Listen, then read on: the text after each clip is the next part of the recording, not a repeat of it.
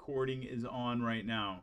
Okay, so Thank you, Mike. Yep, I'm gonna go eat. You guys chill Thank out, you, have Michael. a great game, and try not to drive Duro up the mountain, up the hill. Drive Duro up the I mean, hill. off the cliff. Yeah, whatever. I'm see. I told you I haven't eaten. I'm so tired and hungry. Low Alright. blood sugar. Yep. Night. Yep. Good night. Enjoy the game.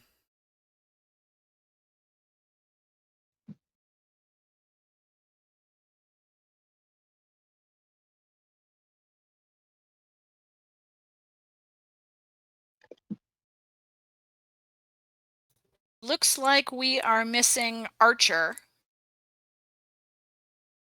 Any word from him, Charlotte? Was just checking in with him. I don't know that he's heard back. Aha. Well, we've got half the devil.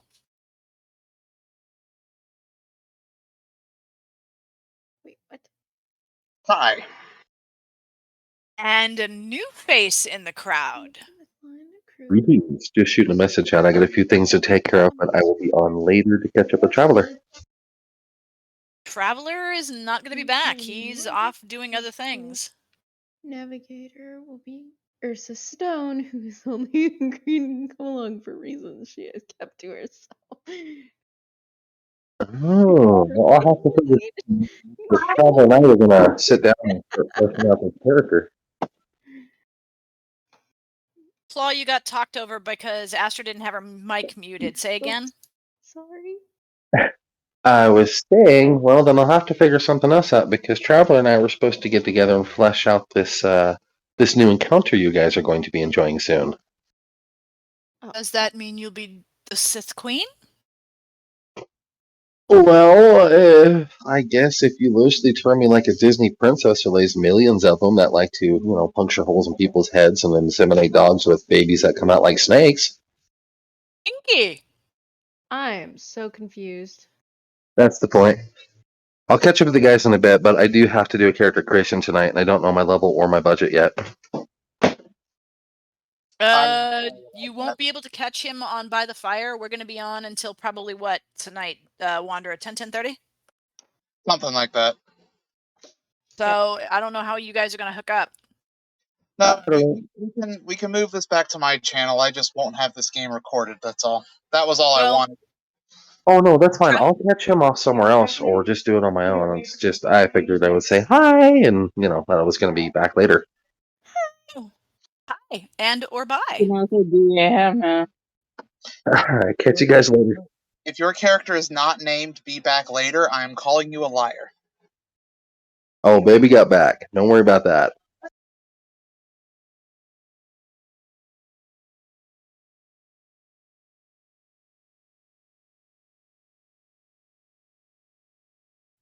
Okay, so I apologize for being super duper late, but I am still trying to get my laptop booted up, but I have everything I need on Discord itself, which I have accessed from my phone, so we can at least get started.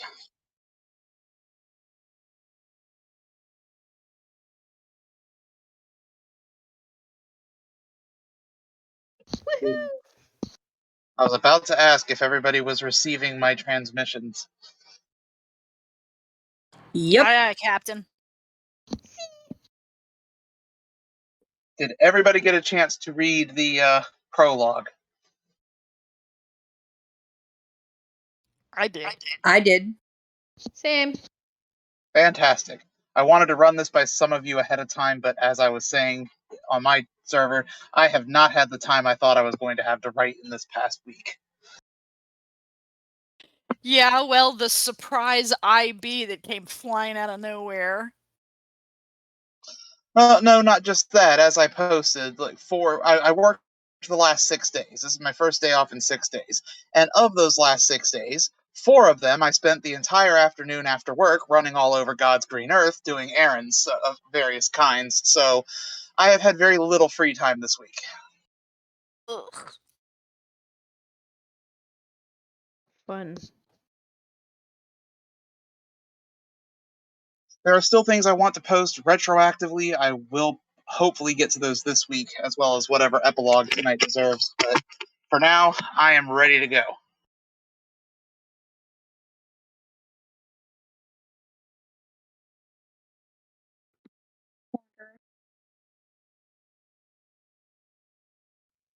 So, as you all saw from the crawl, this story is split into two parts. I'm hoping to avoid that in the future, but just the way our first story ended, the party kind of got split temporarily. So Danica's scene is relatively short and does not involve much, especially because the player is relatively new to live role playing. So I will go ahead and knock her scene out, and then the rest of the night will be the rest of the parties.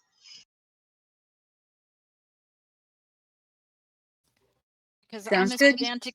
Because I'm as Traveler is from time to time. The in-game chat to confirm is going to be done in the Legends in the Children of Terra server, and not here in By the Fire. Correct? Yes, because I still want that for posterity, even though I cannot record there tonight. I figured as much. I just wanted to confirm.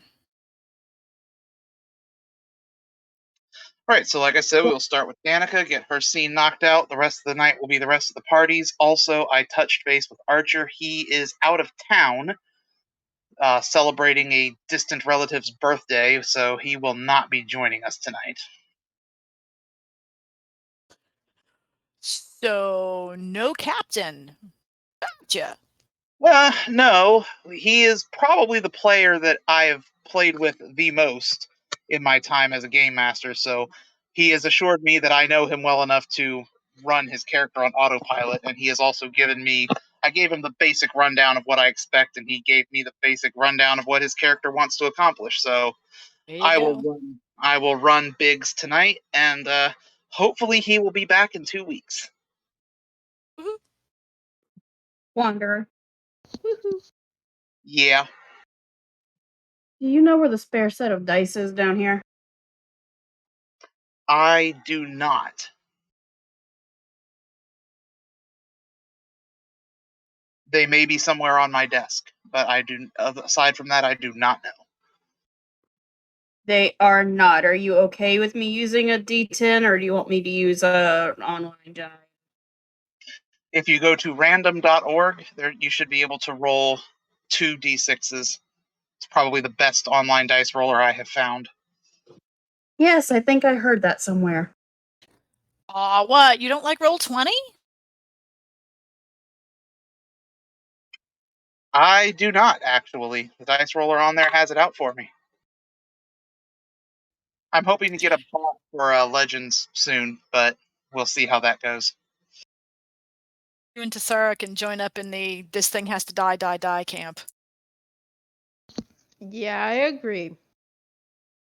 Fantastic. All right, so Danica. As the crawl kind of hinted, and again, there will be retroactive posts, hopefully, Danica has spent the last almost 2 weeks traveling to Venus, being reunited with her family, and gaining an audience with the High Priestess. In the High Priestess's audience chamber, the High Priestess herself sits in a high back chair, flanked on each side by 6 chairs, so 12 total, representing the heads of the Venusian ruling families. These 13 chairs total form a semicircle inside which whoever has audience with the High Priestess stands. And in this case, that is Captain Nick Nova of the Rocket Rangers and young Danica Ortis. As the person who set up the meeting, Senator Ortis is standing at the left hand of the High Priestess's high back chair.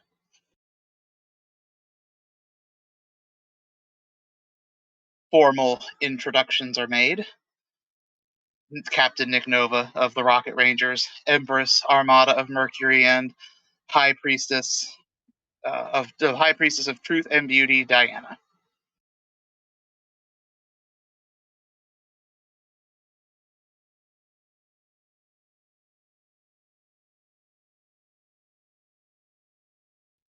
The High Priestess addresses Captain Nova and tells him, "We appreciate everything that you have done for Senator Ortis and his family, but we are unsure about forming an alliance with Mercury at this time. Our rivalry runs deep, and we cannot be sure that we will be completely safe once the Axis is dealt with."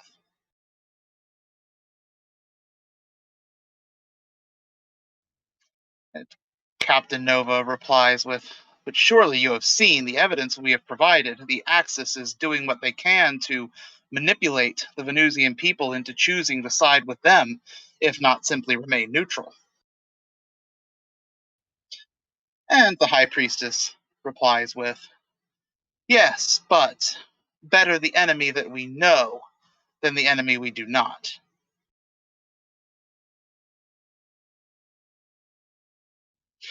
And the Empress Armada turns to Captain Nova and says, "So it does not seem like an alliance will be on the table, but it is no loss to us. These harp players aren't much good in war anyway. I would know. I've invaded them." And with a smirk at the High Priestess, she turns as if she is just going to walk out.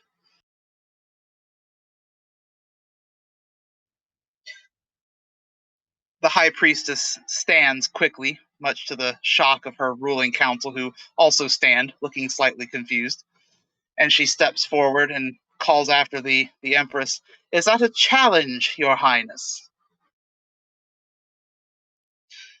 And with a sly and knowing smile, the Empress turns back and does an exaggerated bow of respect and says, "Only if you wish it to be, Your Eminence." The High Priestess looks her up and down and begins descending the stairs to the main floor where the people seeking audience are standing. And she says, "Well, then I propose a contest, then." And the Empress gives another exaggerated bow and says, "I believe you will beat me in flute playing, Your Eminence." And the High Priestess gives her a sharp look and says, "I was thinking a test of martial skill." To which the Empress Armada looks surprised and a little taken aback, but does indeed accept.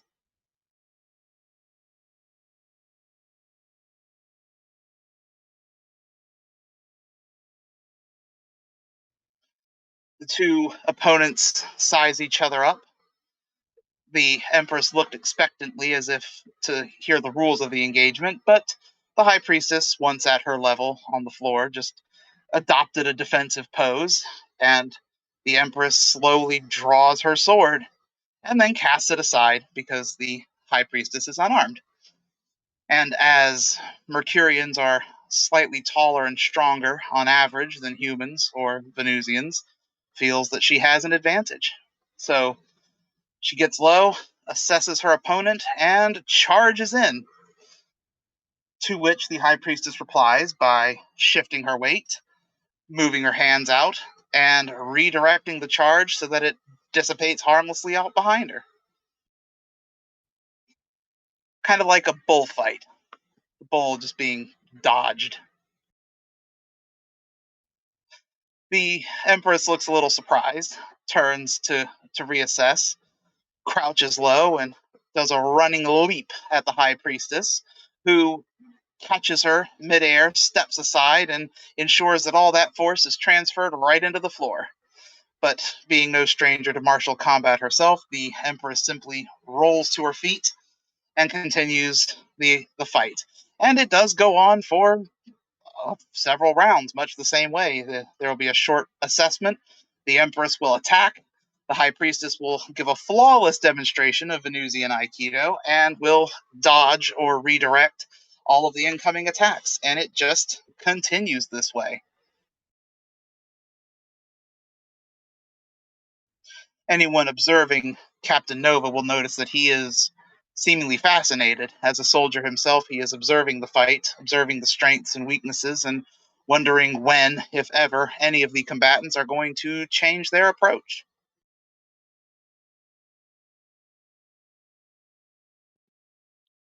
Danica will get his attention and lean in and say, might someone need to intervene? This could go on without end. Well, I am, for one, am interested in seeing how it turns out.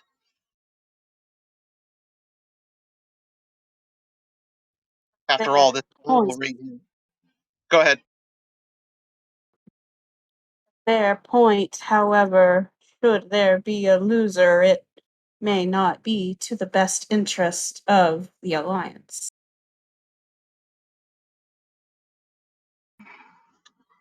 Of course, politics has to come along and ruin a perfectly good display of martial prowess.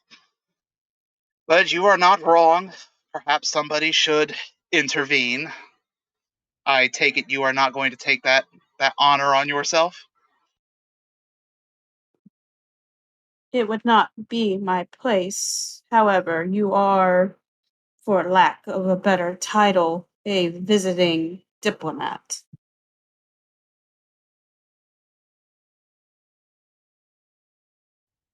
A fair point. And he sighs. Very well, I will intervene. And he kind of loosens his shoulders, cracks his knuckles, steps forward. Ladies, if you please. And they just ignore him and continue their combat. The one always attacking, the other always defending, almost like a yin and yang of sorts, neither side gaining or losing any ground. He tries again to get their attention. Ladies, please, there is no need to continue this display. And the moment he tries to step between them to separate them, the high priestess catches him in a Venusian Aikido hold, and the Empress Armada attacks him with a swift kick to his chest, which sends him sliding on the marbled floor. He kind of looks up at Danica with a look of, what have I gotten myself into? Rolls to his feet, kind of shifts his neck and shoulders, make sure that he's still loose, and heads back in, only to be tossed back out of the fight again the moment he is within grappling range. And after this second attempt at breaking them up, the High Priestess says, "Stay out of this, Captain Nova." And the Empress says, "Yes, this is our fight." To which Captain Nova slowly gets to his feet and says, "Actually, you have proven my point better than I probably could." And both women do actually stop and glance over at him. And he says, "When you fight each other, you stalemate. The Mercurians are always the aggressors, always on the attack. But the Venusians are logical, calculating. They defend themselves well, but never try to follow up on their successes. You stalemate each other. And when you fight, you never get anywhere. There's never a winner or a loser. But together, as you proved with me, your strengths compensate for the other's weakness, and together, nobody can stop you."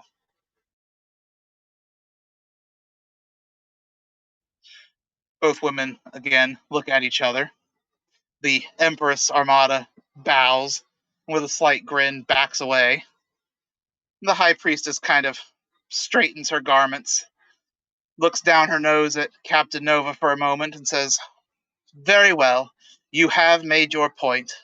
I will speak to my advisors and to the Venusian Senate. I make no promises, but I will keep this lesson in mind." And she turns and begins to ascend back to her chair, and the aides who had escorted everybody into the room step forward to escort them out.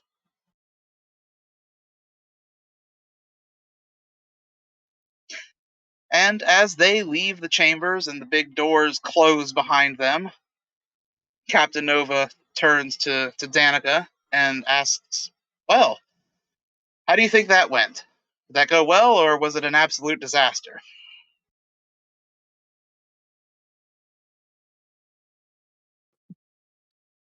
I am unsure. I thought there would be more talking. Well, you know how these diplomatic meetings are. All theater, all show. Any information we had to give them has already been given to them, and they have likely already seen it. And if not, they have it to look at in their own time and at their own convenience. I was simply given an opportunity to make an argument, and I made one. I wonder if you think it will fall on receptive ears, or if Venus will continue to stay neutral.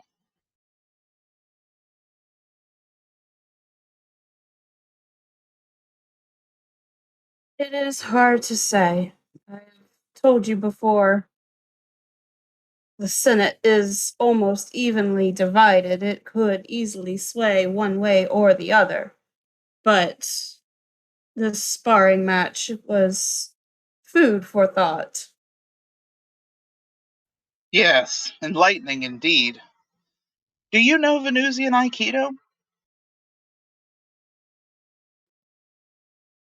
She will smirk slightly and say, perhaps. I know the Venusians are very secretive about that art, but I wonder if it's something I could learn a little of. It certainly was very effective at stopping my attempts at breaking them apart.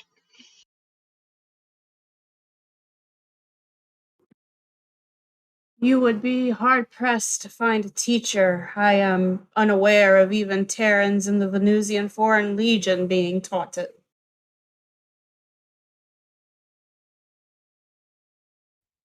Well, if you were willing, you could teach me. That is, assuming you wish to return with me to the rebel base. I have returned you safely as promised, and there is nothing stopping you from going back to your old life as a senator's daughter.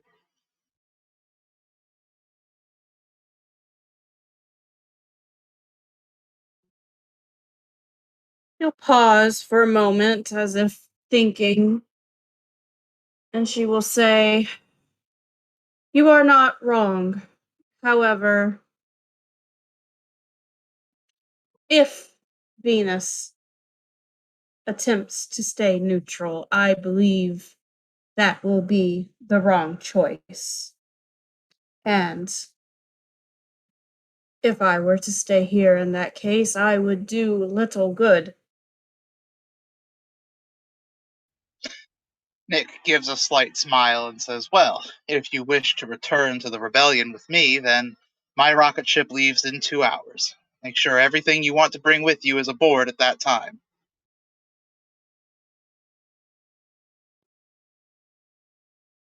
It would be a lie to say I have not entertained the thoughts. However, I am unsure how much more good I would do to the rebels than here. Well, we have a shortage of diplomats. The rebellion is full of Earthers who fought in many of Earth's armed forces, those that the Legion of Terra deemed impure, and were able to fight their way out of the Legion off of Earth and into something different.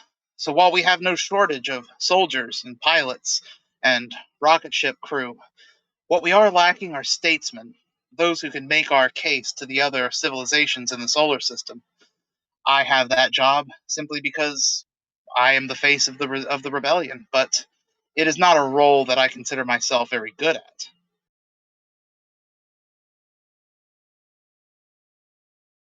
Yes, the Legion of Terra had most of the statesmen of your prior government executed, did they not?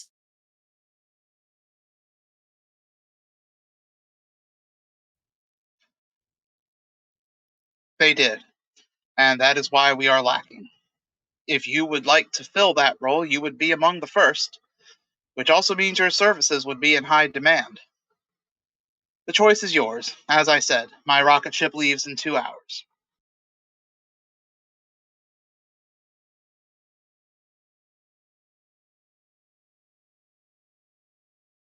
Very well then, Captain Nova.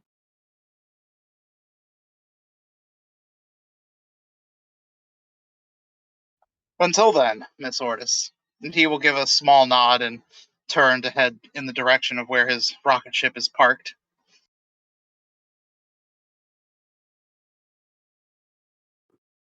And Danica will head for home. All right, and that is Danica's scene. As I said, it was going to be short. She was given opportunity to intervene in the scene playing out, but again, I did not know how comfortable she would be, so there it is. Venus is quite possibly on the cusp of joining the Alliance. Not quite there yet, though, it sounds like.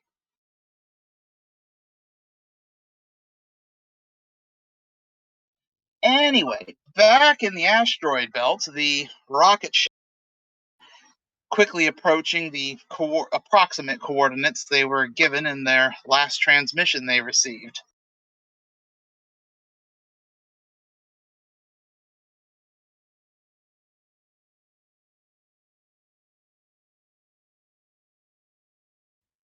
As they approach, the captain asks, "So, is there any communication coming from this part of space? Are we picking up anything?"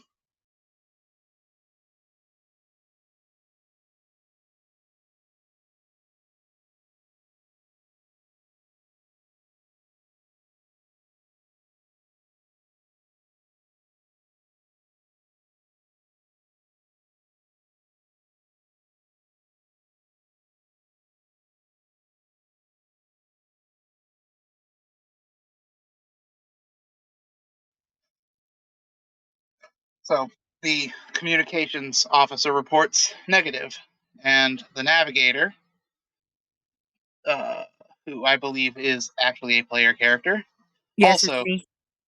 also does not pick up anything. If you wish to relay that. No.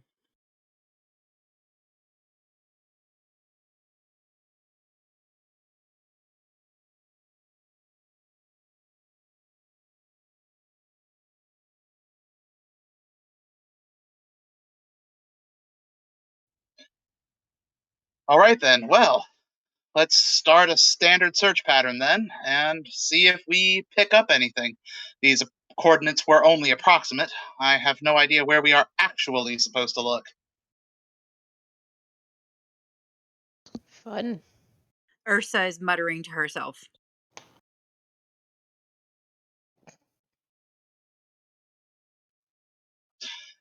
Navigator, if you do not mind, plot a navigation course, a checkerboard search pattern through the asteroids. If we don't find anything on our first pass, we'll come around and try again from the 90-degree angle. Order received. And stay within the orbital plane.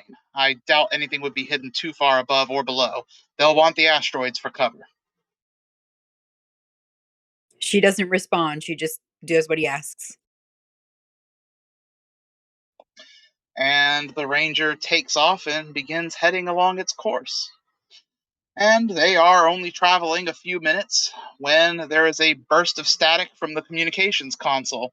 And the communications officer says, "We have an active signal." And Big says, "Well, put it through. Let's hear it." And the signal comes through. "Unknown rocket ship. You are trespassing in restricted space. State your destination and cargo." And Biggs replies, "This is Ganymede Fuel Transport X-24. We are on our way to Terra itself. Just on routine fuel shipment."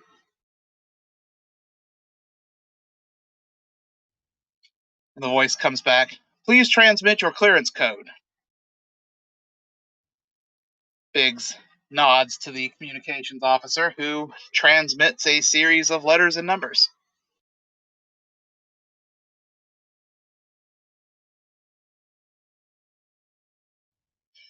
And after a moment, the operator on the other end comes back. "Fuel Transport X-24, you are being diverted from Terra. Please follow the coordinates provided and land at landing pad 2, indicated by the flashing yellow lights." And the communications officer says, "I have new navigational data, sir." Biggs looks a little surprised. and says, "Apparently we are expected. Relay the information to the helm and follow the course. Let's see where they take us." Again, Ursa is muttering to herself, but she does it. She's waiting for the contact to be over before chiming in.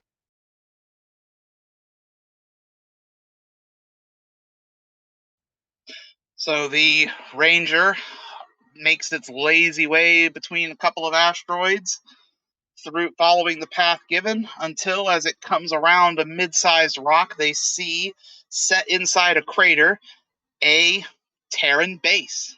Looks from the surface, most of the characters will be familiar enough to know that it appears to be a mining colony.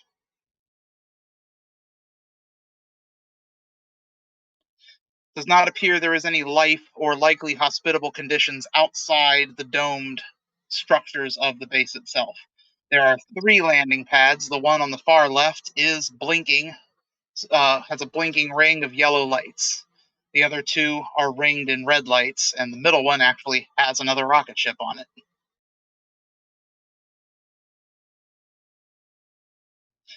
So Ursa brings the Ranger up and lands it carefully on the landing pad. And several Legion Marines do approach the rocket ship. Big says, "Well, we were expected, but we certainly do not want them to board and find out that we have no fuel.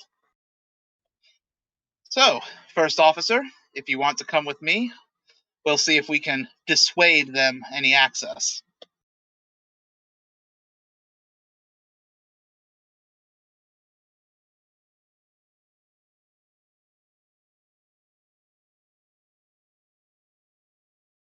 She will come with him.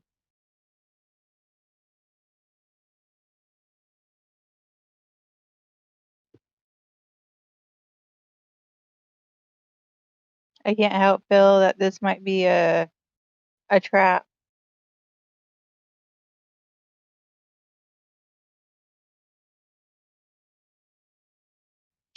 It could be, but we know very little about what this base actually is.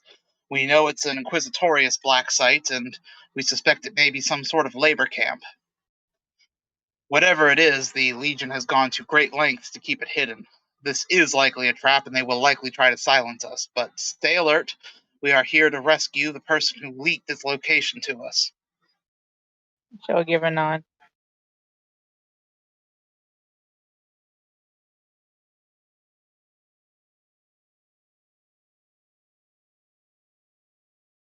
Ready when you are.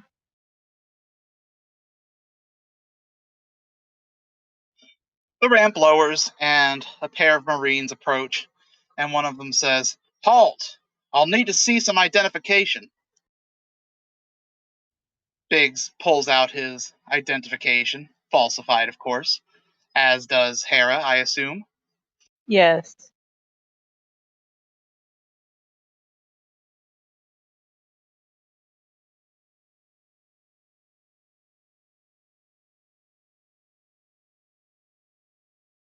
And they look it over before handing it back.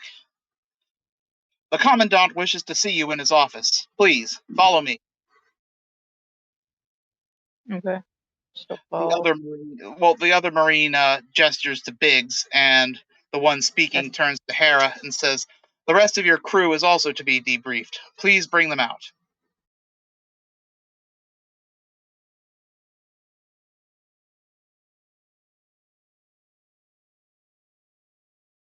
Alrighty then. I'll go get the crew. And she turn around and go back to go get the crew.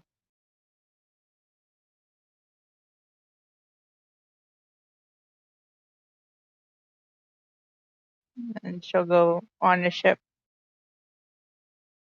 Alright, who wants to play a game of hide on the ship and make sure that they don't find you if they board the ship, and let us know if they board the ship?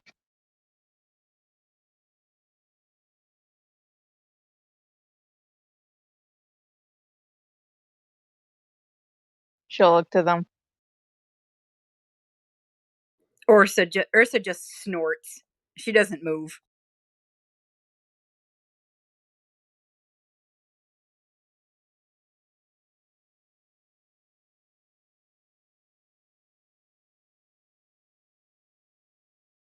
The navigator stands up and says, "Well, as long as our cover remains intact."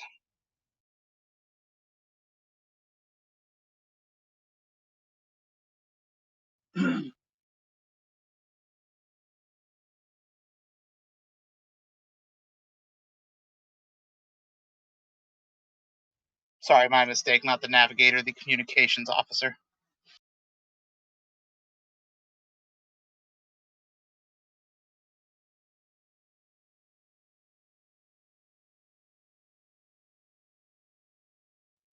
Is anybody else going?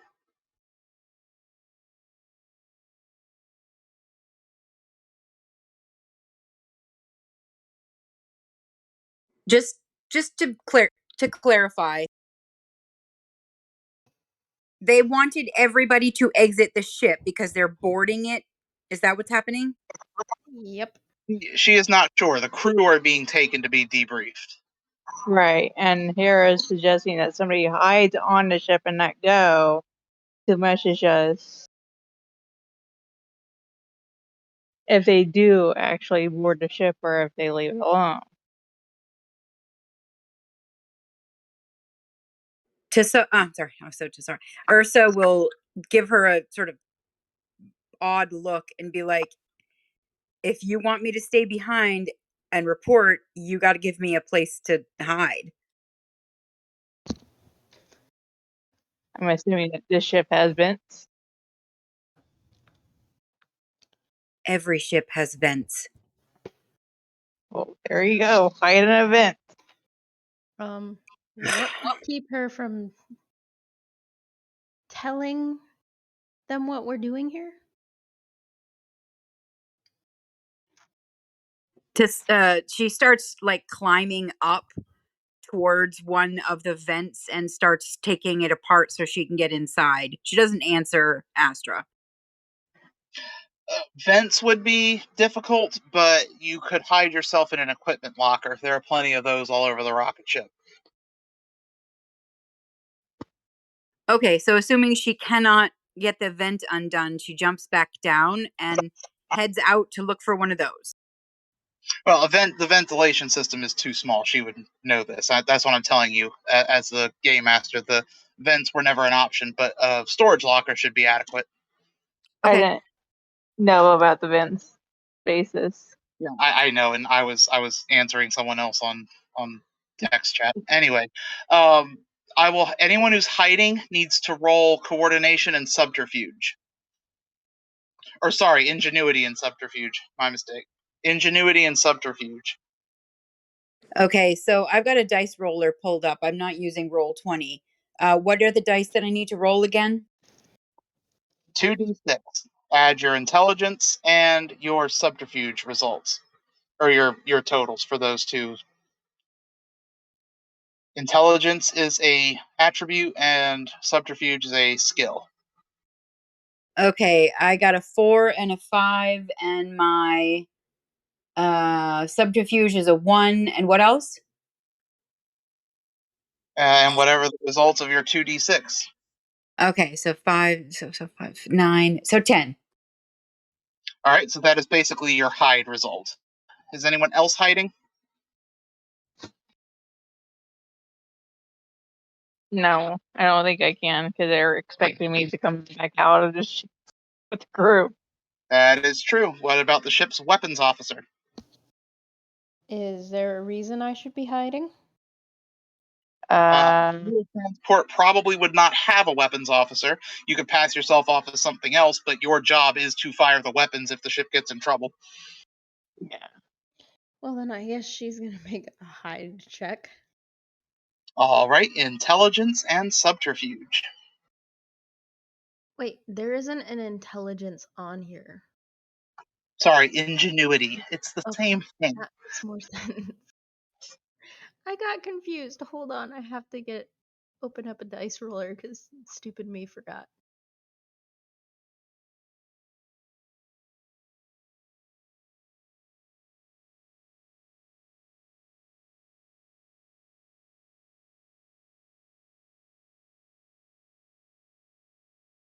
2,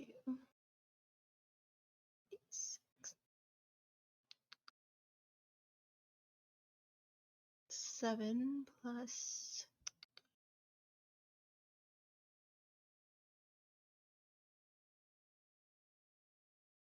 I got a 13. Okay, not bad. So 2 separate equipment lockers. You both stuff yourselves inside amongst the space suits and other such equipment. Nobody Is here there but like packs. oh Sorry, I just said nobody here but us rocket packs. Anyway, is there like spare uniforms that would have their rank and stuff on it? you guys are passing yourselves off as a fuel transport, so nothing like a Okay, military so rank or nothing anything. like that. So I don't need to dress 2 people up to fill them in. Gotcha. Nope, this is just a transport. At least that's what you are claiming. That's your story, and you're sticking to it. Then she'll grab up if there's any NPCs to come with her.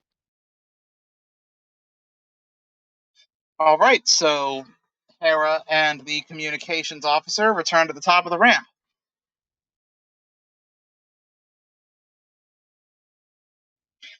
And one of the Marines looks at her and says, "That's your entire crew." Yep. I see. And who is the pilot?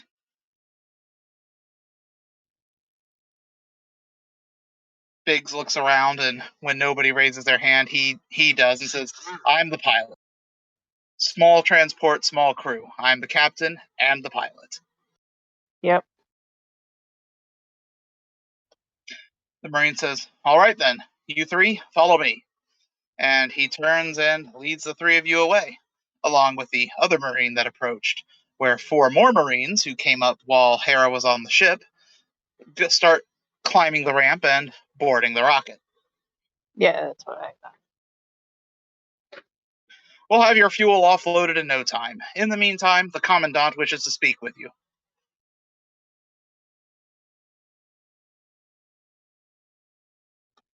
And they lead Hera and Biggs into an small but very well decorated office. The Commandant is sitting at his desk, dressed in an all-black Legion of Terra uniform, with a very pale face and his eyes covered by red-tinted goggles.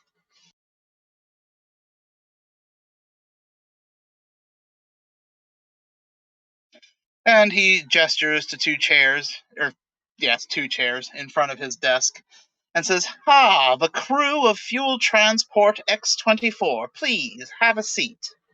You can fight over who gets the 2 chairs.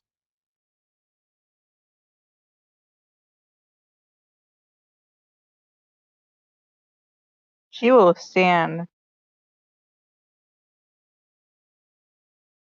All right, Biggs and the communications officer, take a seat.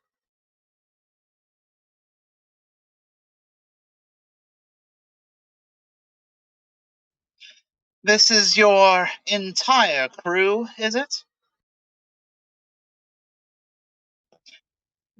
Biggs says, Correct. sir, this is my entire crew. This is my first mate and partner in crime, and this is our communications officer. It's really all we can afford to employ. We are freelance cargo haulers for the fuelers of Ganymede. And the Commandant says, well, your ship certainly appears to be a Ganymede fuel transport. I'll give you that. The paint job is superb.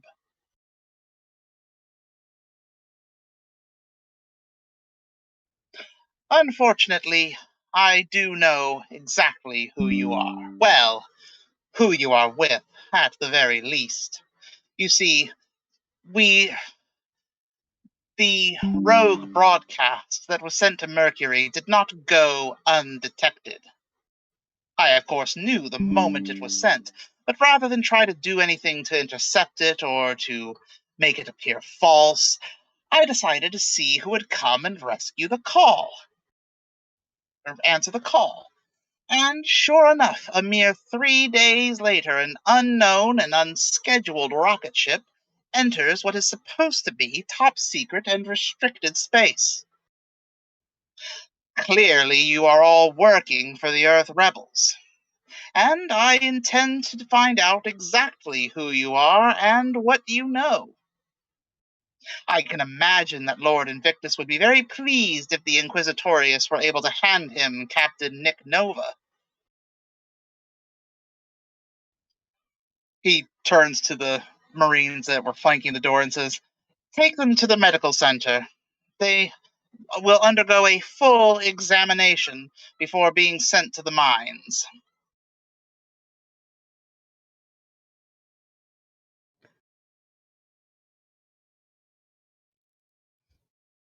Meanwhile, aboard the rocket ship, the two hiding crew members can hear the Legion Marines bumping around on the ship.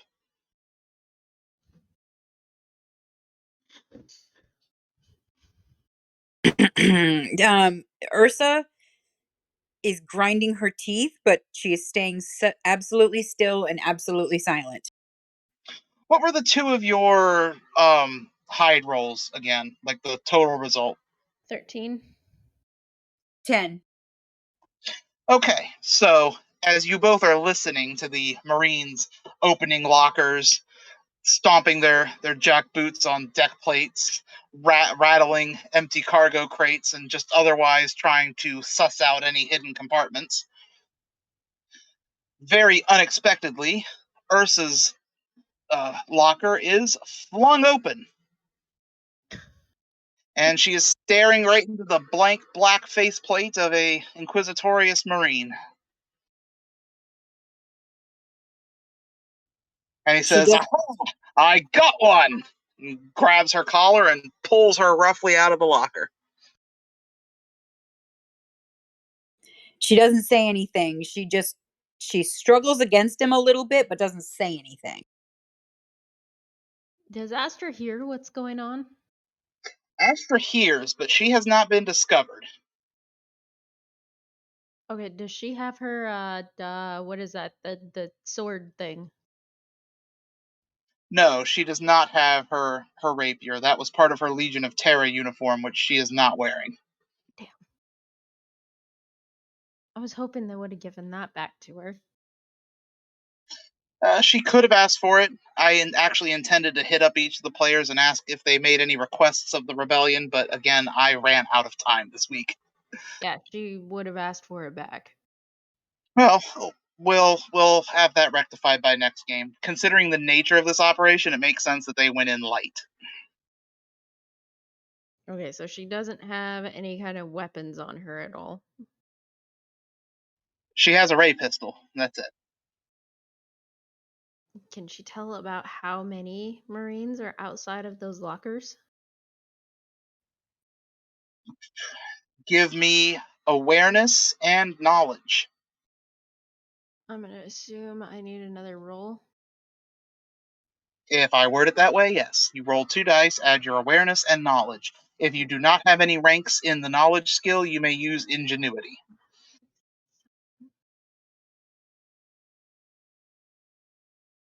I got a 9. Total or 9 on your dice? 9 total. Okay, no, she can tell that there are at least 2, but she is not positive on the exact number, but she can tell at least 2.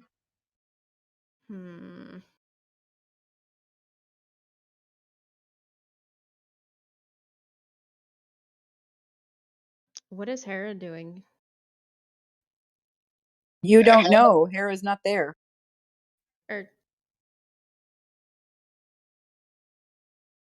Well, I mean, are you making any kind of noise, struggling to get free or Oh, anything? you mean Ursa? Or yeah, Ursa, not Hera. She is irritated and trying to stomp on his foot, but she's not arguing. If Ursa is trying to break free, then give me strength and fighting. if you're trying to break free. If you're trying to wiggle free, give me coordination and fighting. And I'll make the opposing roll for the Marine. Okay, I rolled 5 on the dice, and I've got 3 in coordination. And what was the other one? Fighting. I've got a 2. So 5, 6, 7, 8, 9, 10. Okay, well, luckily for you, he rolled crap. So she wriggles out of his grasp and is free.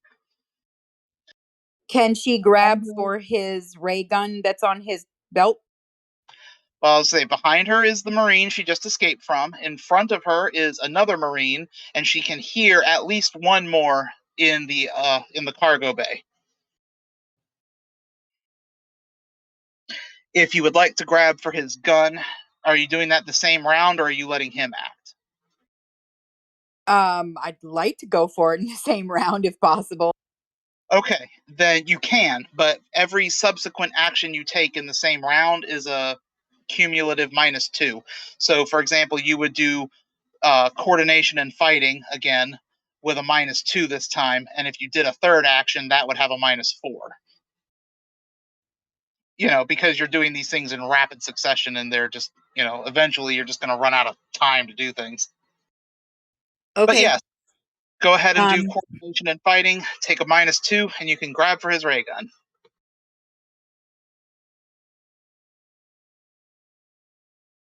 I rolled a 9 total. You two, you grab his ray gun and you get it all the way out of its holster, but he grabs your wrist, and now it is a tussle for the ray gun, which is pointing up in the air and waving back and forth, and then goes off, fired into the ceiling. So in the weapons locker, Astra cannot see anything, but she does hear a ray gun. She hears what sounds like a bit of a scuffle and then a ray gun blast. Oh, crap. Well, Astra's gonna get her weapon ready and jump out of the locker. And if she can fire at the nearest person, she's gonna fire at the nearest person. I'm gonna just give you popping out of the locker. I will not make you roll, but do coordination and marksman with a -2, since you're doing this in the same round. You're not taking time to look. You're not taking time to aim. You're just aiming in the general direction of a black shadow and firing. So, yeah, coordination, marksman, -2. 9. 13. Oh, -2, so it's 11. All right, you fire your ray gun. It hits the Inquisitorious Marine right in the back. He staggers forward and turns his own ray gun on you. There is a burn mark in his back, but clearly he is wearing some kind of armor, and the ray gun didn't quite kill him.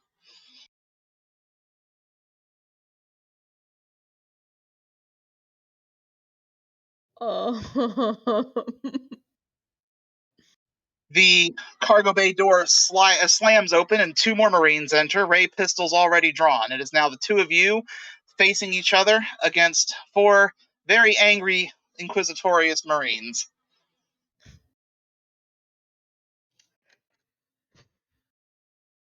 Okay, whose turn is it? Yeah, That depends. What are you all doing? Well, Ursa is going to look over at Astra to see what she's doing, and when she sees this is like she's watching what Astra did. Is that possible? Yes, you can defer your action and go at a later point. The reason I ask is because, unlike most RPGs, the initiative is depending on what you're doing. Fighters go last in the initiative list. If you look at the second page of your character sheet, you can see the initiative order. Okay, well, she's just going to stand there, like she's trying to get his gun. It's obviously she can't get it, so she's just going to stand there and watch Astra. Oh, that's right. I forgot that you had. Well, okay. I'll just roll 1 dice and just tell me what the result was. I'll see who got. The Marine you were fighting got staggered, and I forgot you were mid grapple, so I want to see who got the ray gun. I rolled a d6 and I got 5. So nobody got the ray gun because he got 5 as well. What's your strength? 3. Okay, his is 4, so he got the ray gun. So you have no weapon. You're back to back with Astra, and the 4 Marines all have their ray guns and are not looking too happy, especially the one that just got shot. Although, frankly, it's hard to tell their expressions because they're all wearing helmets and masks. Ursa, get out of here. You don't have a weapon. And go where exactly? We're Go to surrounded, babe.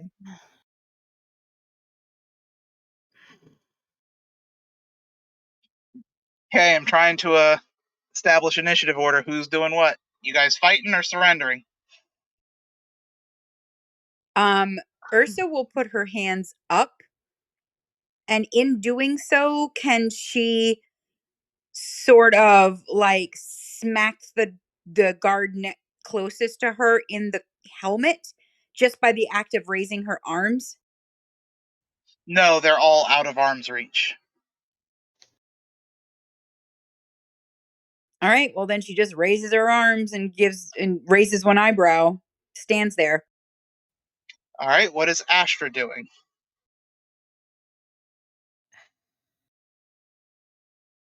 It's 1 versus 4, correct? That is correct. Then she will surrender as well.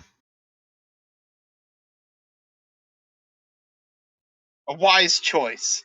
Fortunately, the Commandant wants all you rebels alive.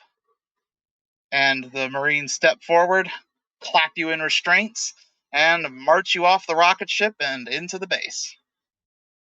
Astra looked the Marine that said that in the eyes. Go to hell, you piece of trash. Well, look him in the faceplate, but yeah. And he Yeah. does not react to her statement.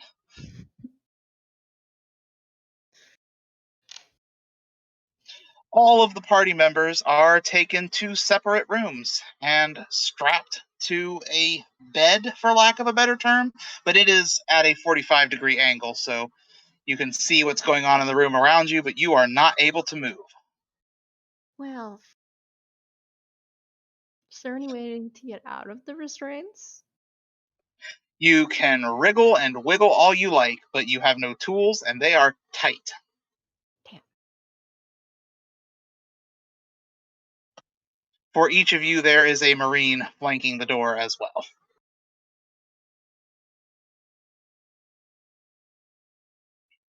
Or I should say a pair of Marines, one on each side of the door, but they are just standing there guarding. Apparently, they are going to do this one at a time.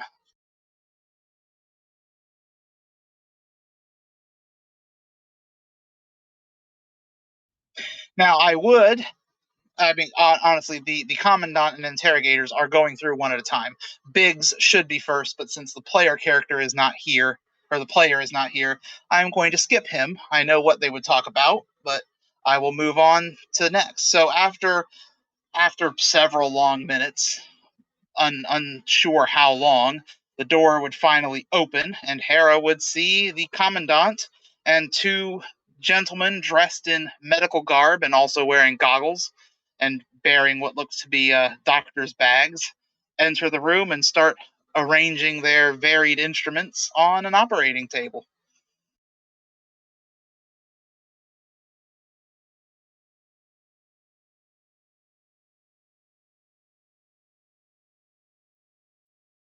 The Commandant steps up to Hera and says, "So, Rebel, you care to tell us your name, who you really are?" She'll start bursting into song and singing the natural anthem of Terra.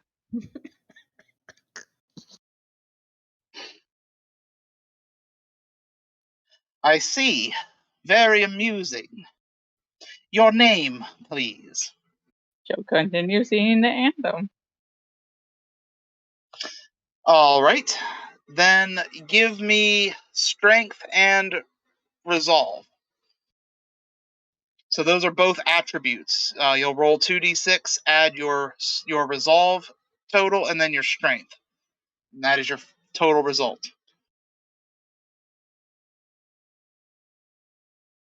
Give me a moment.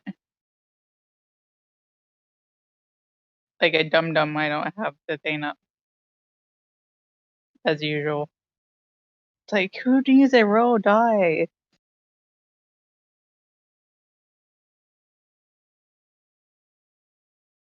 Yeah.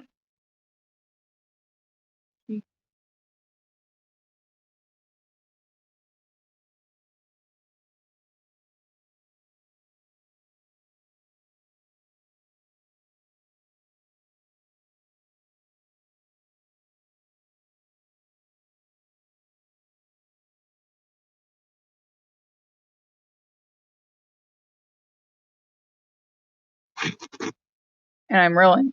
What am I rolling? Strength and Resolve.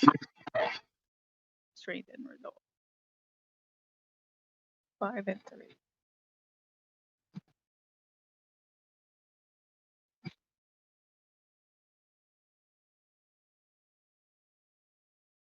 Oh, before I forget, also, Kitty and Amy, you both get a story point since you surrendered yourselves without fighting.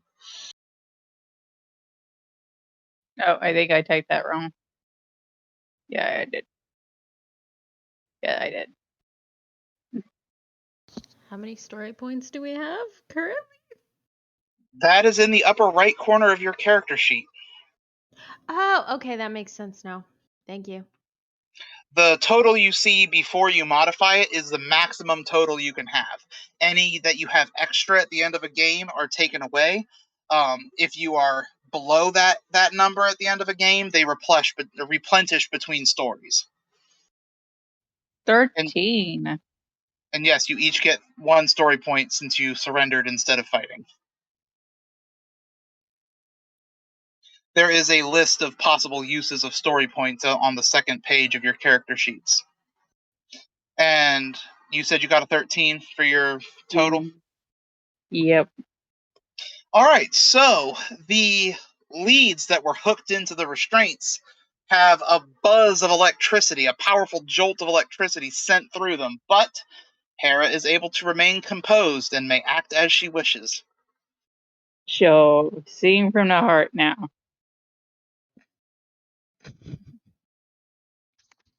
The commandant looks at one of the doctors and says, "Again, a little harder this time." All right, so give me another strength and resolve.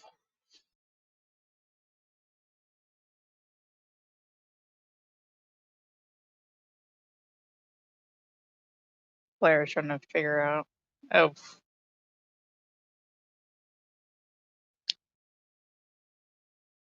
One of her rolls was a nat 1. But the count was 6. Does nat 1s have a ability towards me?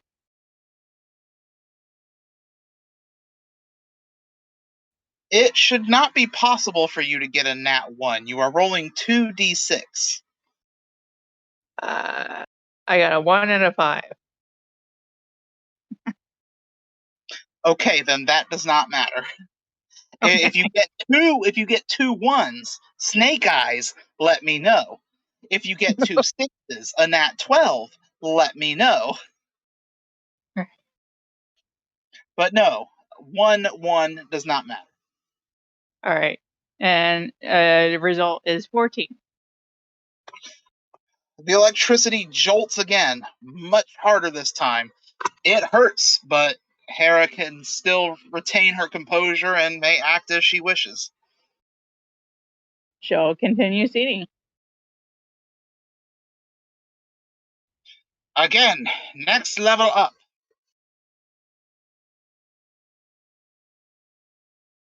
And she is jolted again. And rather than make you roll again, I will use your last result. And I will simply roll again for the electricity.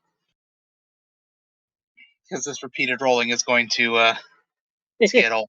Well, that's why I'm asking now for out of character suggestions. I'm pulling sorry. You can give him the information he wants, your name. You can try to lie, which will require a dice roll, or you can just tell him the truth. Spill your gut. My name is a problem.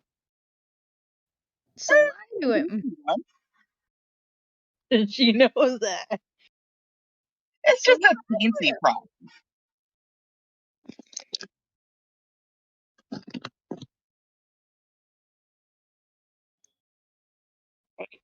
Tell him your name is Jabba the Hutt.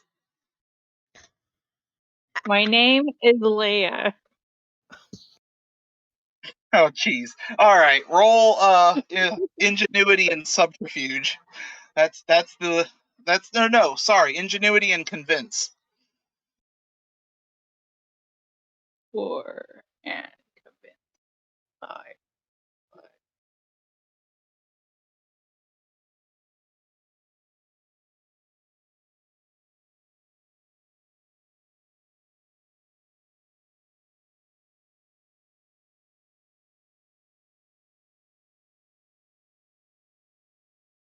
17.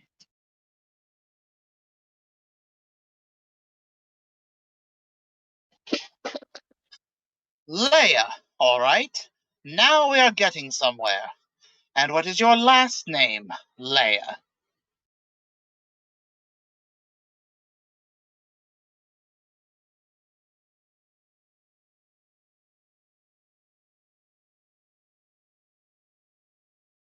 She'll think about that for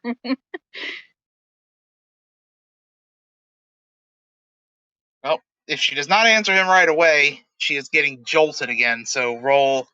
Claire's trying to look up the last name of Princess Leia, and I don't think it was Skywalker.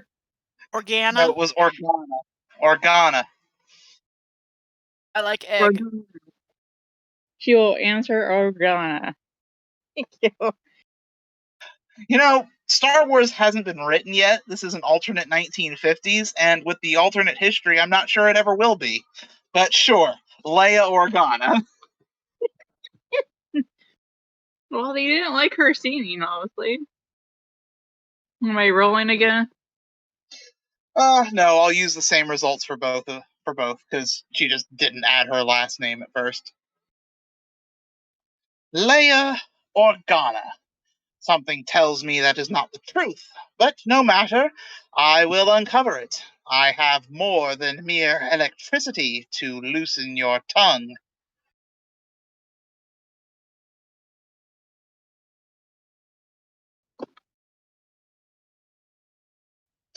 And for now, we shall shift scenes to our new character, who at this point is hard at work in the mines, far below the base.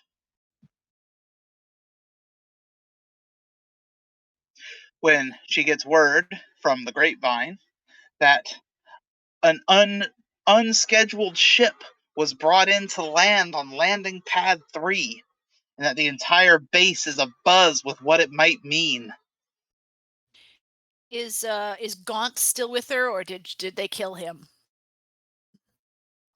She saw him briefly enough to know that he had spilled the beans on her, but she has not seen him. Oh, pity. She moves, still at work. She's putting for the effort, but it's a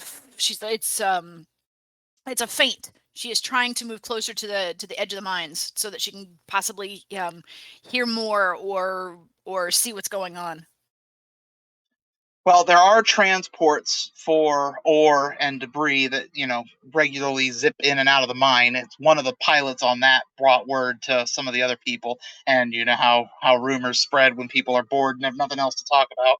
We do indeed. She wants to find this pilot.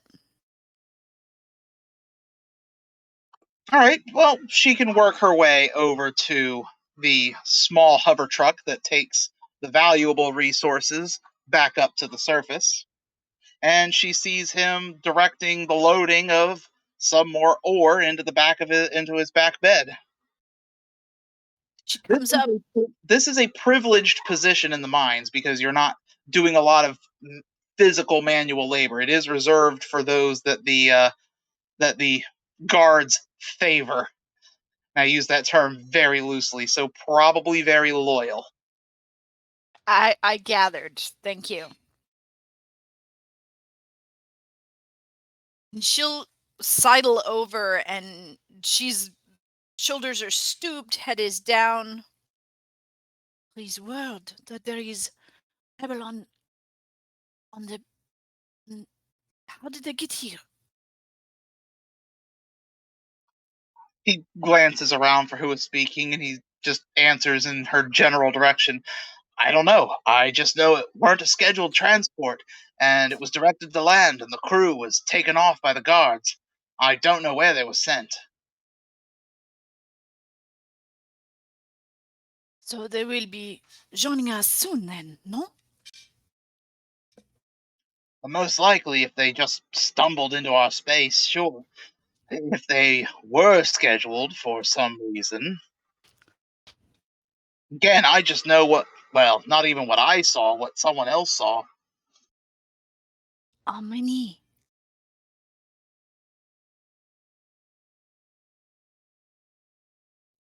And he ignores her. He sees his bed is full, and he just calls out in the general area, "Stay back, live motor!"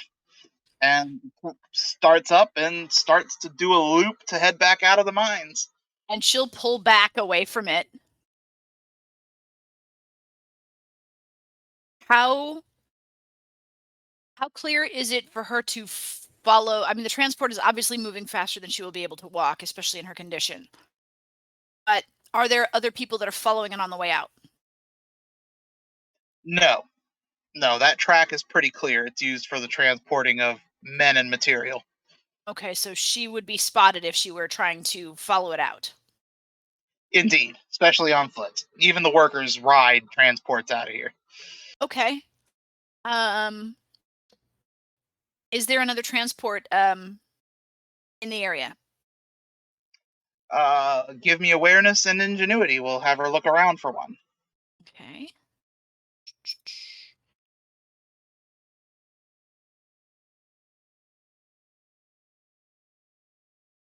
And 14, 19. She can see two of them, both of them in the middle of. They are at different parts of this tunnel. All right. And are they're headed, but they're going to be headed out eventually. Eventually. Is it possible for her to sneak on board one? They are. I mean, you're familiar with like a gator, like the John Deere vehicle, like a glorified golf cart. Mm-hmm. That's basically what these are.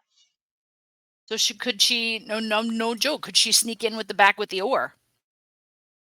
It's possible, but they're not very big. They would likely notice her unless she was very still and tried to use her very dirty uniform to blend in with the rock. Guess what? All right, well, make the same hide roll the others were making earlier. Actually, Okay. before that, give me coordination and subterfuge to sneak over to the truck. Okay. So, this is gonna suck. 7, 11. Oh wait, yeah, 11. Nice. She is able to sneak over to the truck. If she was spotted, nobody made any indication that she was spotted. She is now over next to the truck. She can see it is Fantastic. very nearly full. What is the hide roll? I missed it. That is ingenuity and subterfuge, I believe, or was it coordinate? I think it was ingenuity and subterfuge. Yeah. Ingenuity. All right. 7. Can I add? I can add.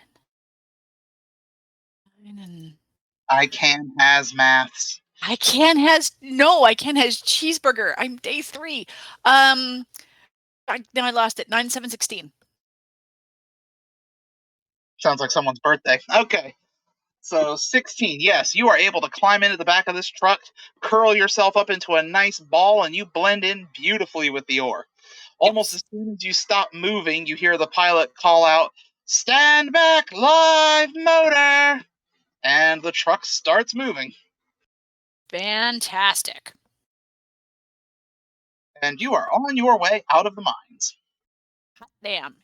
All right. Is there a place to stop where she can get out before they start unloading her, or does she have to wait for the gator to stop so she can try and sneak out?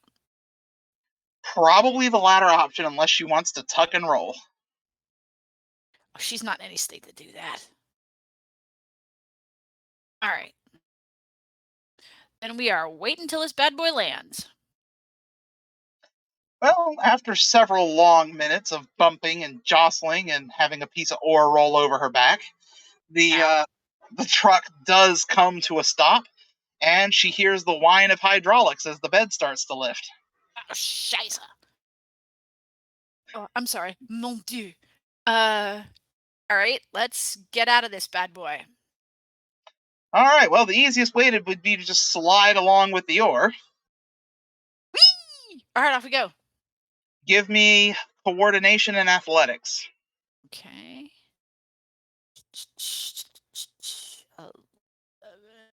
13.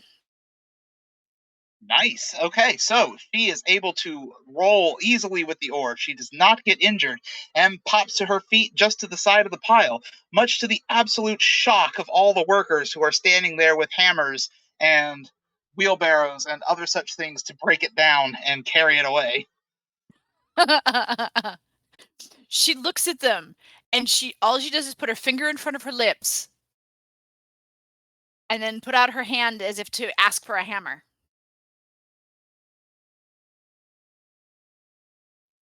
All right, hang on. I got to roll, see if anyone's brave enough to actually get. Oh, someone is brave enough to come over and give her a big two-handed sledgehammer. Mais oui. Merci beaucoup. All right. So she's gonna stand and she's gonna be, banging the hammer with these guys as much as she's able. And she will get close to the guy who handed it to her. She'll lean in as he's doing the handoff. Did you hear? There is a transport on the planet. Yeah, we all heard. Unscheduled transport. No idea what it's for. A crew's been taken off. Where are they? I don't know myself, but there's rumor that the Commandant's been spending several hours in the medical center. Mon Dieu. They may never survive. And she'll pull back. Merci.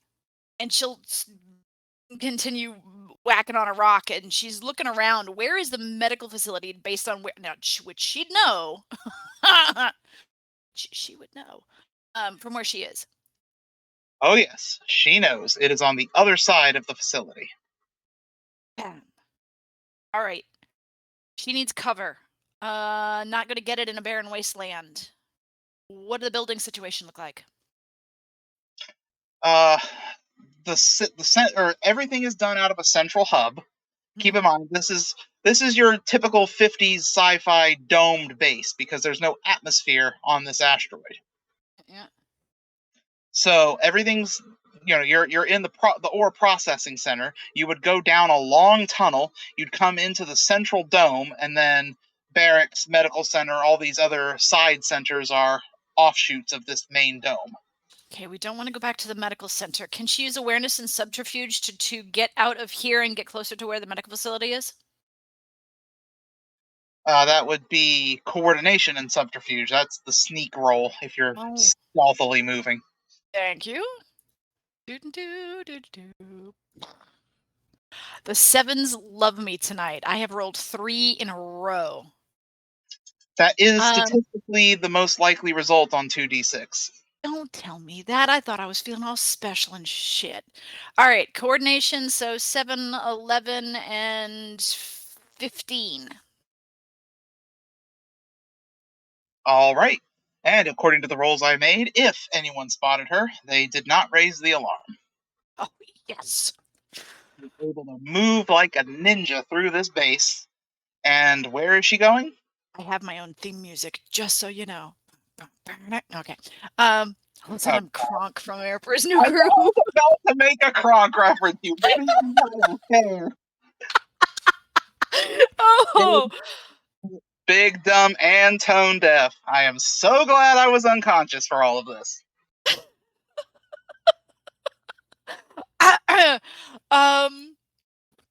Okay, where the was it? She wants to try and get to the medical facility. If that's where they are, then that's where she needs to be in order to get off this rock.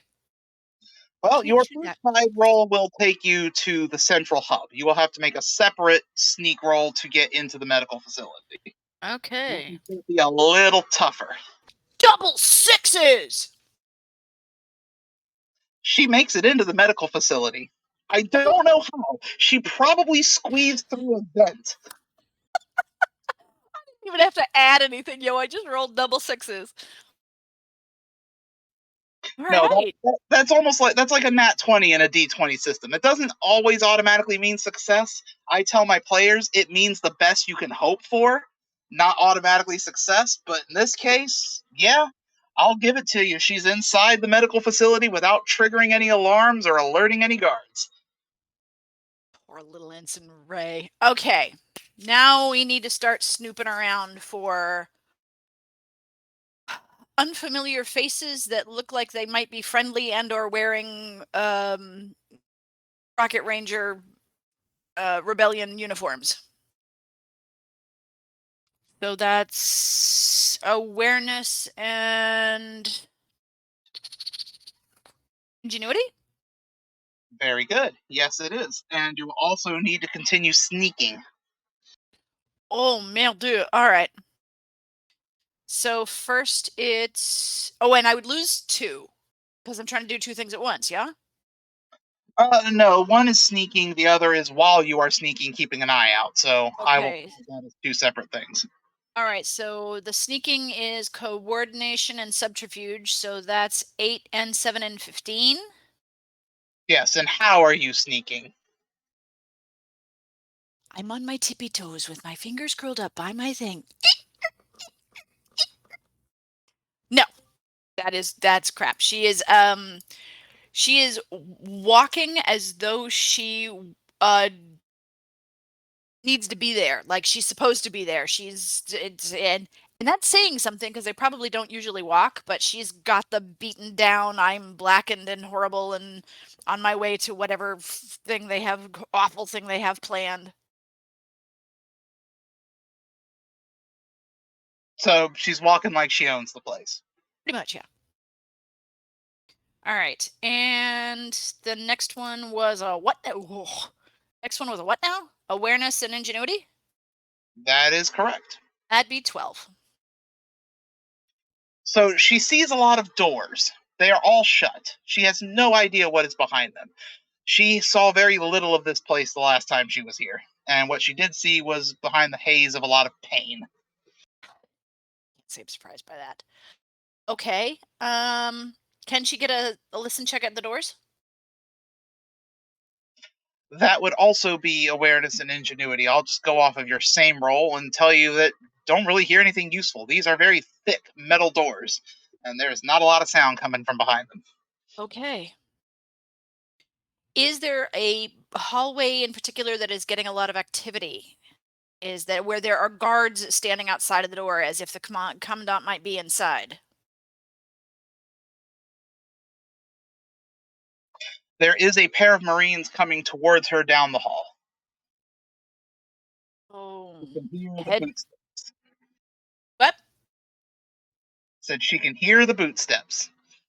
Oh God, she's got to duck into a door. She can't be seen out here.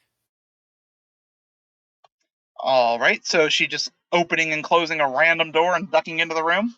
You bet she is, but I'm blowing a story point in order to get myself some good juju. Tell you what, give me 2 story points and I'll give you some good juju. Yes, dear. 2 story points it is. Go. All right, so she opens a door, doesn't even look to see what's inside, and just slams it shut behind her. You got it. What? Okay. Quick assessment of what's in the room. Is it dark?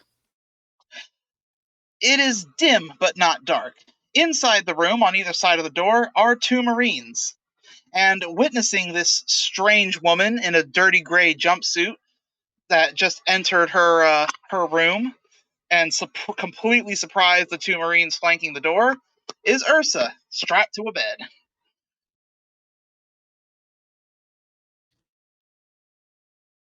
and she sees them and drops her head, drops her hands behind her back, and assumes a very submissive position. And the one Marine says, "What are you doing in here?" I was sent to bring this one. Our orders are to wait for the Commandant. I must be mistaken. Excuse me. And she backs out quick. Leaves the room? No, she backs up against the door and bumps it. Can she fiddle the lock? That would be coordination and ingenuity. The coordination because it's a physical action, and ingenuity to see if she knows what she's doing. All right, coordinations. And so 5 and 9 and 11 and 20 freaking points. Dang. All right. She hears or feels the vibration. Again, this is old tech. This is all physical. She can feel the vibration of the deadbolt sliding into the door jamb. This door ain't going nowheres. Okay. And so she'll come back over to where the Marines are. Oh, they were flanking the door. They were there on each Oh, side of the door. So they did, but they missed her with the door? No, they saw her come through the door. Immediately were on alert, asked her what the Yep. hell she was doing in there. She Yep. said that, yeah, and then No, no, they thought they she was missed her leaving. locking the door though. Yeah, well, if they notice, they haven't addressed it yet. It's still your action, air quotes. It sounded like you were going to do something else. Yep. And she turns to one of the guards. She turns around to face the guards. She raises her eyes and bats her lashes. Actually, I didn't know. It's been so long. And she snuggles up against one of them and reaches for his blaster. All right, I'm going to need 2 rolls for that. Okay. The first one, I'm trying to remember what this is because I forgot my book downstairs. I would say presence and subterfuge. Presence and convince. You're trying to convince him. Okay, so I got 6 and 9. So 9 total. Wait, 4. Wait a minute. 4. So it was presence and convince? Yes. Okay, so that's 6 and 4 is 10. And I'm gonna blow a story point. Or no, I'm gonna take 2. Well, I don't need a story point yet. I made the opposition roll. Okay. I can tell you did succeed, but it was just a success. Okay. Second roll you need to make, and this will be a -2. Well, actually, whichever one you are focusing more on, you don't take the -2. The one you're not focusing as much on, you take the -2. If you're She was focusing, all right, go ahead. She's gonna focus on shooting them too. Shooting or just getting the gun? Oh no, when she gets the blaster, she's gonna fire. Okay, the thing is, she's trying to distract him and take it at the same Okay. time. Which Okay, action so has more of her attention? get the blaster. Okay, so your convince takes a -2. Okay. Roll awareness and subterfuge for taking the blaster. Or not Awareness awareness, is coordination, sorry. Coordination. coordination. 4 and 4 is 8 and 6 is 14. Alright, you have the blaster. He does not seem to notice you have it. You will have to make 2 shots, and since you're trying to do this in the same action, it's a -4 and a -6 to each of those rolls. All right, I am about to blow through every story point I have. Keep in mind, if you fail the roll, the best you can hope for with story points is a normal success. That's fine. All right, so this one's a -4. Yes, and it will be coordination and marksman. Okay, so marksman and 7 and 13 -4 is math. 9 plus 2 is 11. That's not bad at all. You actually only need 1 story point to bump that up to a success. Yes. Okay. So you blast him in the chest, and he falls back. His buddy draws his blaster, but is a hair too slow. All right. So this one's -6. Yes, All right. So, and it's coordination and marksman, you said? that is correct. Okay. So that is 7 and 7 and 14 -6 brings that to 8. And I have 7, 8. So that came down to 6. I have 6 story points still available. So I will use whatever is necessary to get my success. You need 2 story points to make that a success. That is, I will take it. That gets me down to 4 story points, but I am just shot 2 guards in the freaking face. Well, you shot him in center of mass. I made it the simplest roll I could. Hot damn. Are they dead or are they just smoking? They are both sprawled on their backs and smoking. You can check them, or you can go and free Ursa.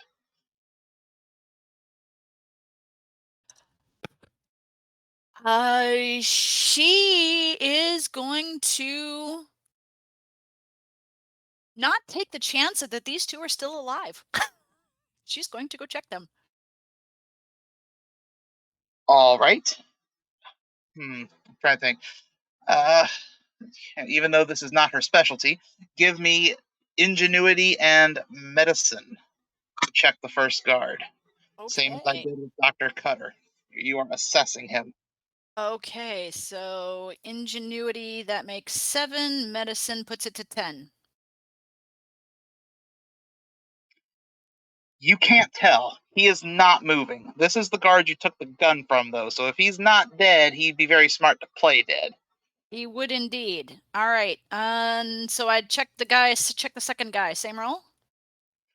Same roll, and yeah, I'm going to just move it to the next round and say it is not a -2. Okay, appreciate that. So ingenuity, you said? And medicine. And 8 and 8 and 8 to 16. Well, I will let you, if you would like, to keep whatever you rolled on the dice and instead apply coordination and fighting. Or no, sorry, coordination and athletics. Because you can see he's not dead because he's raising his own ray pistol and trying to shoot you from the ground.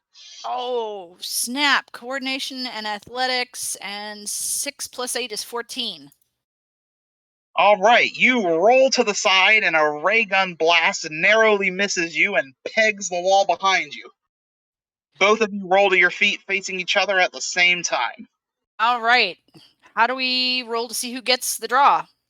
You are both fighting, so you both go in the same. That means whoever has the highest applicable attribute goes first.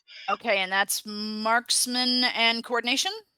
Yes, coordination is your attribute, so whoever has the higher coordination goes first. What is your coordination? 4. Oh, fun coincidence. So is his. What is your marksman? What is your 3. marksman skill? His is 4, so he gets the draw. Ah, damn. All right. Are you dodging or firing? If you do both, whichever one you do second has a -2. Yep, she's gonna do both. So do you fire first, or do you try to make sure you don't get hit first? Try to make sure you don't get hit first. Okay, so make your dodge roll. Oh shit. Oops. All right, so that's 2 and 3, and that would be coordination and athletics. athletics. So that's 6 and god damn it, 6 and 2 is 8. 8. Okay. I will let you spend 2 story points to ensure that he misses you. I'll do that. But it does put you out of position. You cannot fire back. You are, Okay. however, behind Ursa's table now. Is she strapped down? She is strapped down, and she has been Okay. watching this entire exchange of ray gun fire. And I wondered if her mouth was bound either. No, she can speak. Okay. Okay. Sorry, I did not see your text chat, or I would have answered there.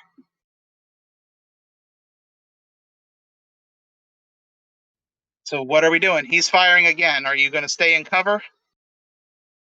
Stay in cover and fire. Return fire. All right, so you do not need to dodge. You are in cover. That does provide you a small bonus. If you are firing, though, you need to make the marksman roll. Okay. Marksman and coordination. Yes.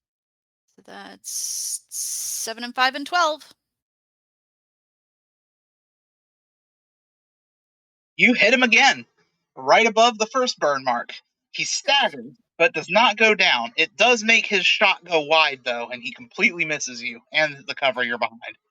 Hot damn. Okay. One more shot. All right, make another roll. Let's try to make this one count. Oh, coordination and marksman. That's 7 and 9 is 16. Nice.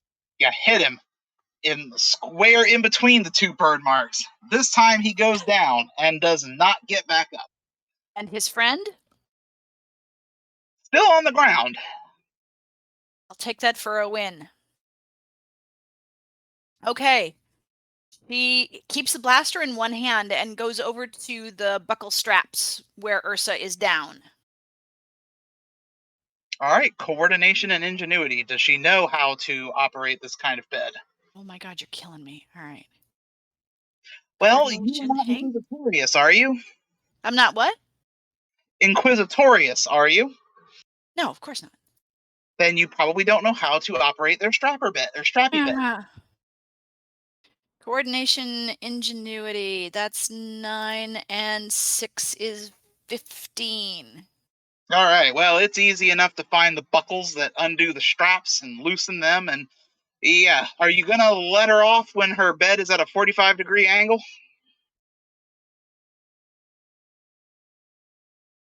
Or are you going to try to lower the bed first?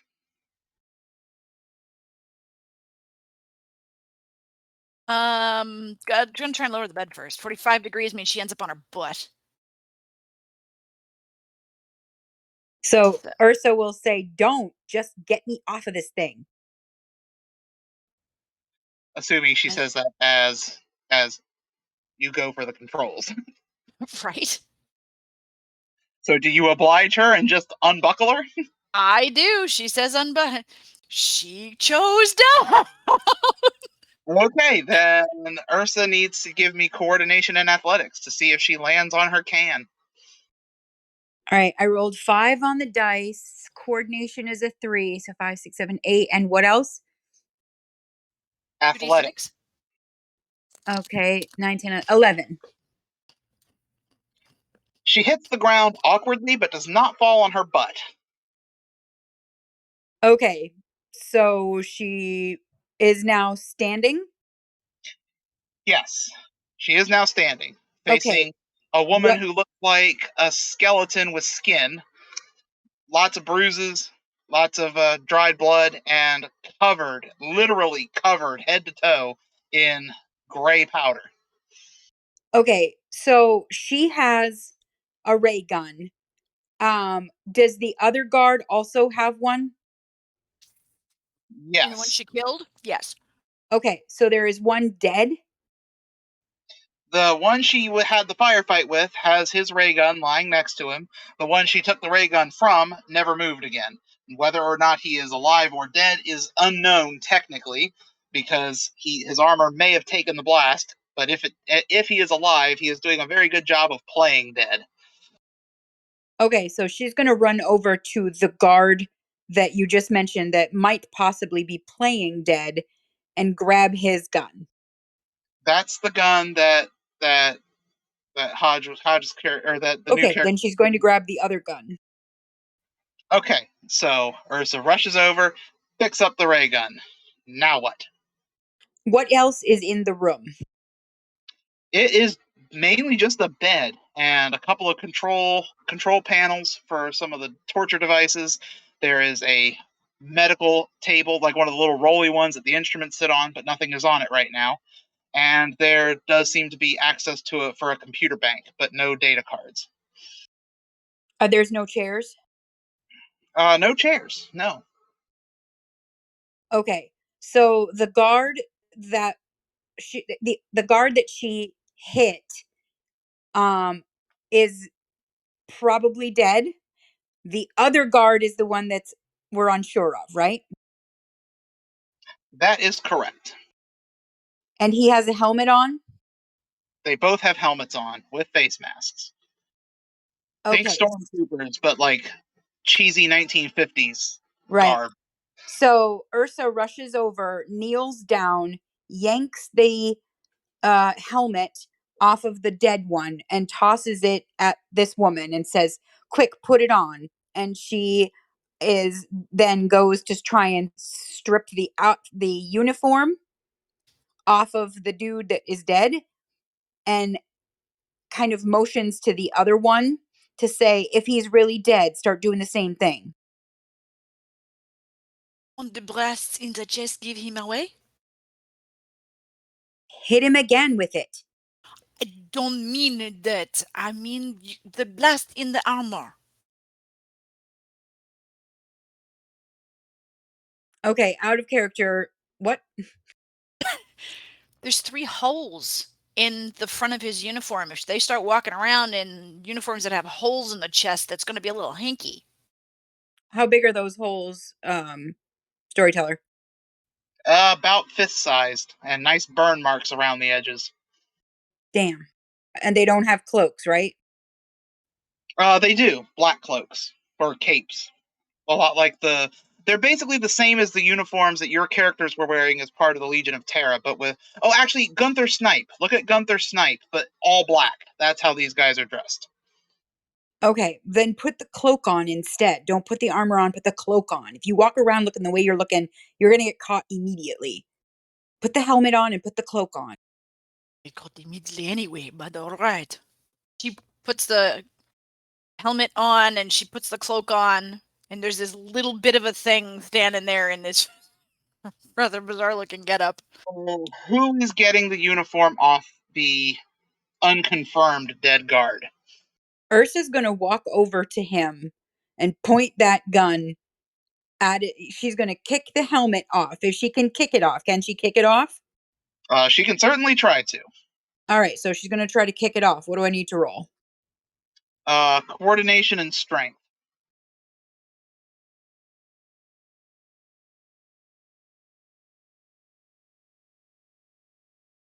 Nine. The dice hate me tonight. That's all right. So she kicks the helmet. It doesn't come off, but it does twist the guy's head at a weird angle, and she hears a grunt of pain. So she's going to put that gun right next to his skin, any skin that's exposed, and pull the trigger. There is no skin, but she would know from being a former officer, a weakness is in the neck. It's where the armor separates. That's where she's going to fire. All right, coordination and marksman.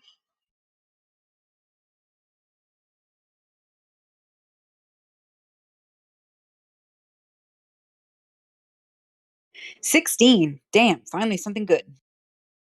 All right, yeah. One blast, one fried neck later. That guy ain't moving anymore. So she yanks off the helmet and the uniform. It'll probably take her at least 2 to 3 minutes to do that, yeah? Yeah, it'll take a few minutes. And while the two characters are getting completely changed, I will switch scenes over to Astra. Yep. Because in the interest of time, I will just say that Terra never broke. And eventually, the Commandant did lose interest. Oh, fun. We join Astra with the Commandant. And in true, especially 50s sci-fi form, I am going to start mid-scene. I'm just going to say she has not cracked yet, but as we enter the room, she is in the middle of a spasm of pain from the electrified bed. I ask you again, what is your name? Tigress. And the bed shocks her again. Give me strength and resolve. Uh,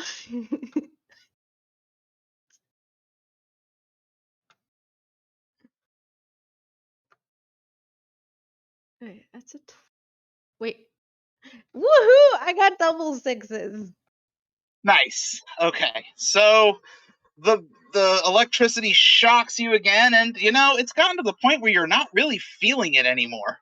Your nerves are overwhelmed, and it's just not doing much good. She's gonna grin at him and go, "Huh? Was that supposed to tickle?" He turns to one of the doctors and says, "This one is strong too. That's all right. We'll be back."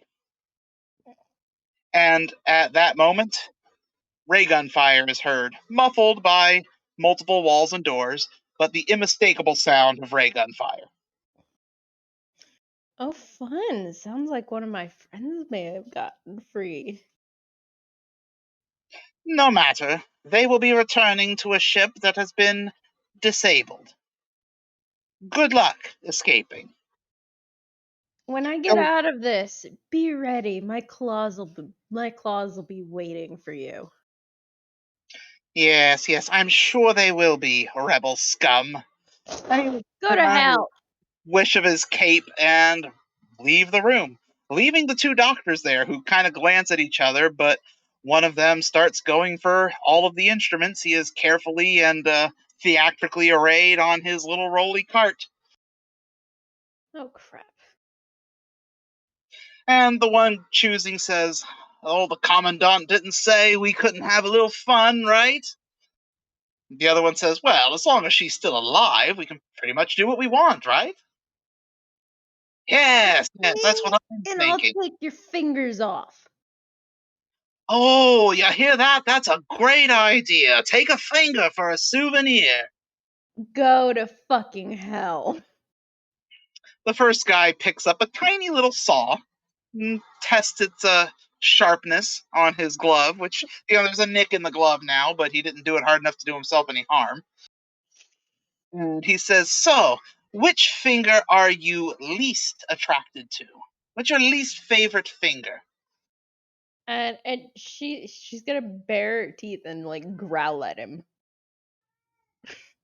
All right, that leaves me to guess. You can just tell us what we want to know, and we can make all of this stop. I already told you what you wanted to know. You wanted to know my name. I gave it to you. Yes, well, the Commandant can tell that that is not your real name. Oh, would you like my real name? They both look at each other, slightly confused. Well, yes, that is the information the Commandant wanted to know. It's Aurora. Aurora? Yes, Aurora. Well, thank you for that, Aurora. It gives me the proper name to put on my jar.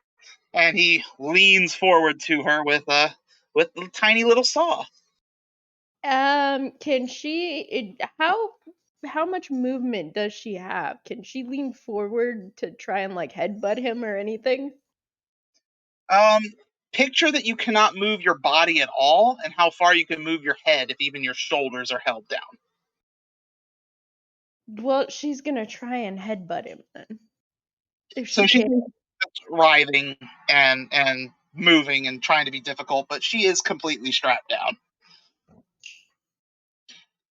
Does she keep thrashing when she feels the tiny saw against her finger joint? Yep.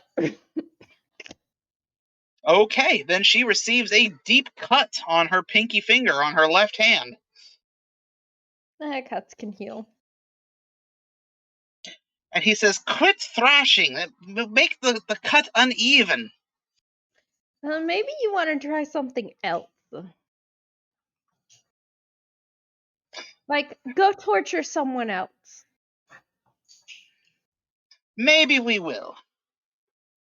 After I get a finger to add to my collection. Yeah, no, not happening. Why don't you come up here so I can show you why that's not gonna happen? Before they can reply, there is a knock at the door. You know, your stereotypical 5-knock pattern. Help! These guys are insane! The door flies open, and there is a figure silhouetted in the doorway. It looks like one of the Marines. Oh, fuck. He steps in, gives the Terran salute. The Commandant sends orders. The base is under attack. We are to defend the prisoners at all costs. You hear that? Defend, not take body parts from us. Well, those orders were for the Marines. We have different orders. Yes, and those orders are to extract information. I just gave you the information you wanted. The Marines turn and go to stand on the other side of the door out in the hall, and as they step through, they get blasted in the back by the 3rd Marine's ray gun.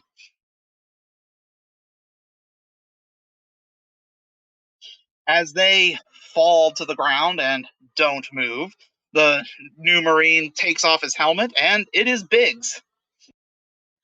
Took you long enough. I'm Help? sorry I got held up. You're the first one I was able to get to. Do you know where the others are? Not a freaking clue. Do you want to stop this guy before he takes my finger off?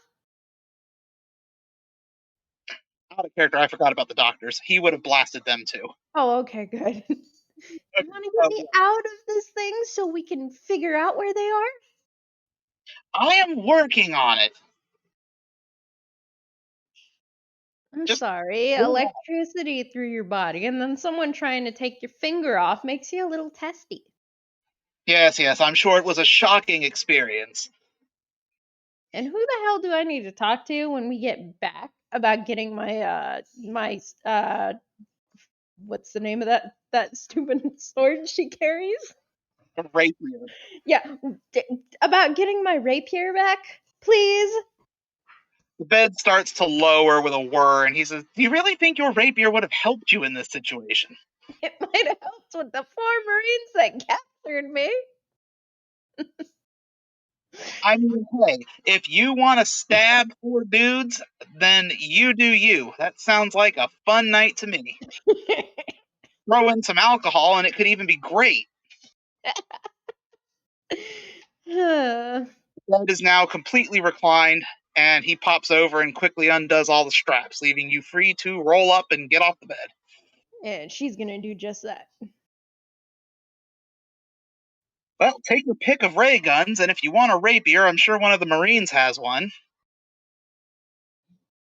She's gonna go search the Marines. They do. They are Marines. Like I said, look at Gunther Snipe for a reference. They do all have a very basic, non-fancy. I mean, you had a fancy officer's rapier. These ones are just plain Jane normal rapiers, but they are still rapiers. Ugh, these rapiers suck, but oh well. And she'll pick one of those up and she'll pick up a ray gun. As he moves past her out the door, he'd say, "Do they have a stabby pointy end?" Yeah. Then they are adequate. Let's go. And she's gonna follow him. And you don't know where any of the others are. You didn't hear any clues, screaming, pleading for mercy, the unmistakable hum of electric shock. Well, I heard shots fired, but I don't know where they came from. Can you give me a little more than that? General direction, maybe? Does she know the general direction? Does she know anything? Roll awareness and ingenuity. We'll see if she can discern which direction the shots came from. One moment.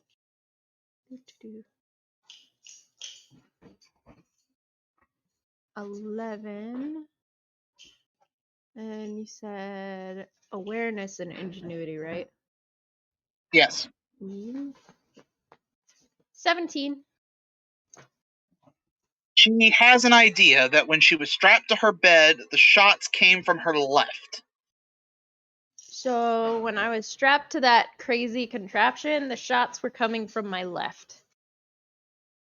And Biggs points one direction down the hallway you're in and says, that means that direction. Okay, let's go. And you two take off.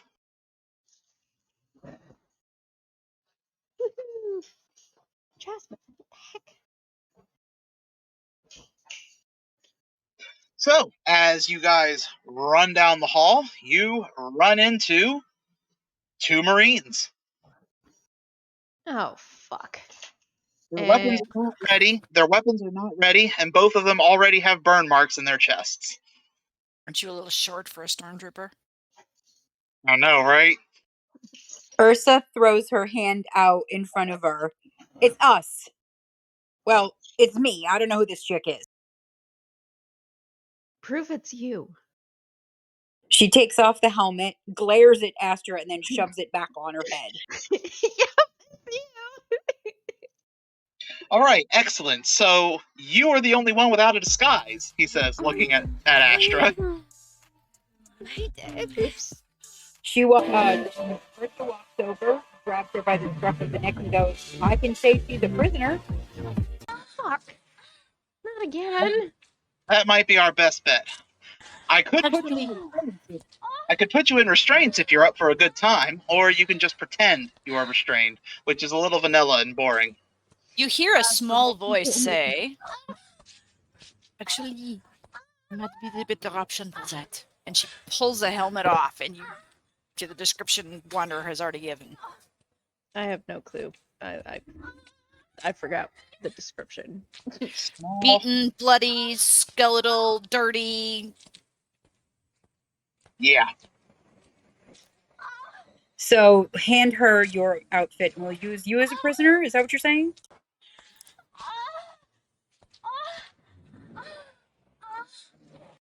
She's looking at radio. We. Ursa sort of rolls her eyes. Or instead of playing dress up, we can all just go down the other hallway and try to find our missing crew member. I agree. Let's go find our missing crew members, please. He gestures with his arm and charges off in the opposite direction because at the end of this hall is a dead end and there are no more rooms. How fast is my character able to move given this situation? Can she keep up with them? Speed is usually just determined by your coordination. Your coordination is your speed. Okay. Alright. There are things you can do to increase your speed if you're in a chase, but typically when you're just running and not exerting yourself, yeah, your speed is your coordination. I was taking into consideration her physical condition. Then you can do a -1 to that coordination. Okay. Astra's eyes are gonna go wide for a split second and go, oh shit, I forgot to tell him that their ship's disabled. What? Yeah. What have they done to my ship? Oh, you're right. I have no clue what they did to the ship, but they disabled it. Ursa curses very colorfully. Came all this way. Now you gotta get off this planet. Does anyone here have any technical skill? Who did the rebellion send? Does anybody here have technical skill? I do. I don't. I do. That would be points in the technology or transport skill. I have technology and transport both. Rocket ship specialty. Right, which is why you are the pilot. And navigator. Well, yes, both. I don't. It's my job to keep everyone safe. And you're doing a bang-up job. No, actually, I'm really not.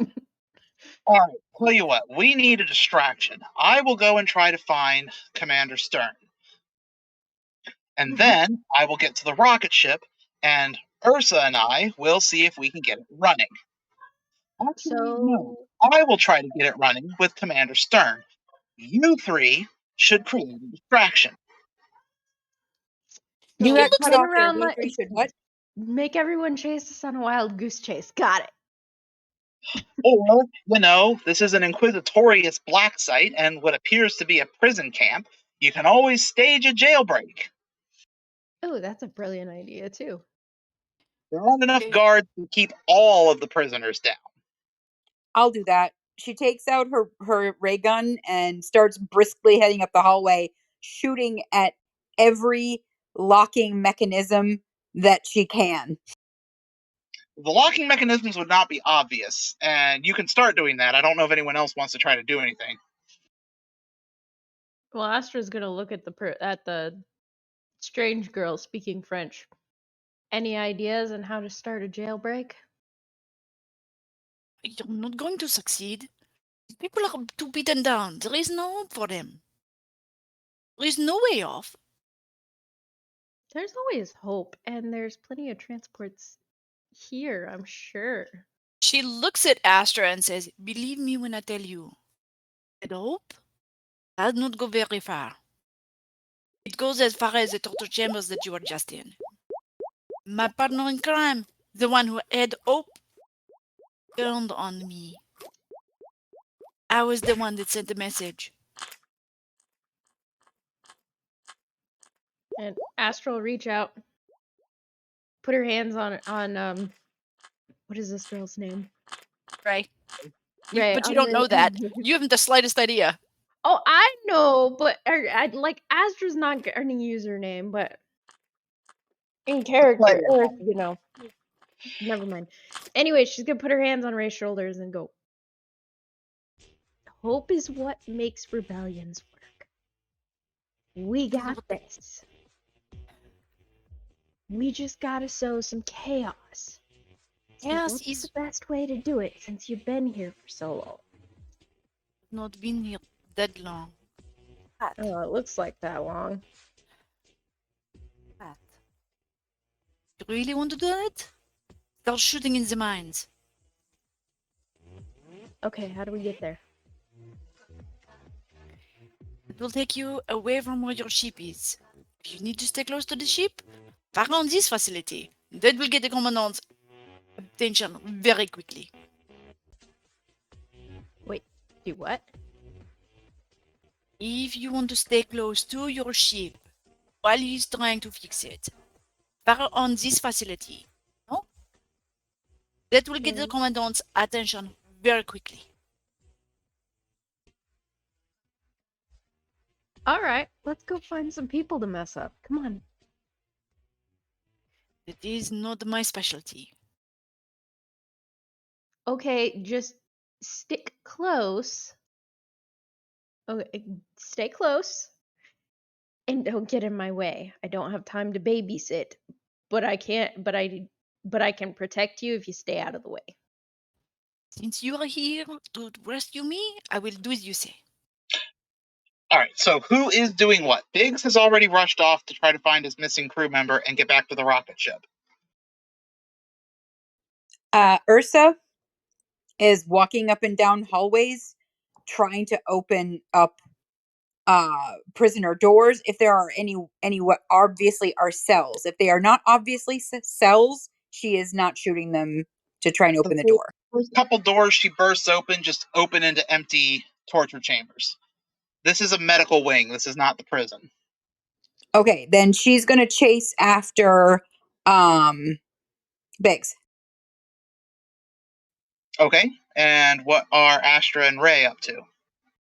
Well, Astra just came up with the brilliant idea to go find some people to shoot, so that's what she's doing. Are they staying in the medical facility, or are they returning to the main area of the base? Where's the ship located? On one of the landing pads, which, as I said, everything is accessible from the central hub. So yeah, they're gonna head towards the main area where the ship would be easy access, and then start Wait, shooting shit. your free point game is So are you loading now. sneaking up to the hub, or are you shooting your way into the hub? I don't know what's gonna be more distracting. Shooting your way into the hub will cause the greatest amount of destruction. But it means that you are now a target for everyone who's going to be shooting back at you. Yeah, but we need to distract them. Then again, if we get into the hub and then start shooting and kind of play it safe and shoot from cover. I've no interest. Leave us sneak. They're not shooting at us where we can take cover. And we can fire on them. Win-win. Yes, that's what I was saying. All right, so both of you give me coordination and subterfuge to sneak back into the hub. Okay.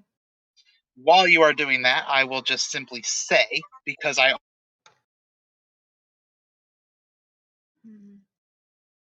Coordination and subterfuge? 11, Wanderer. already did the rolling for Yeah, we've lost you. We've lost you, dude. Biggs. That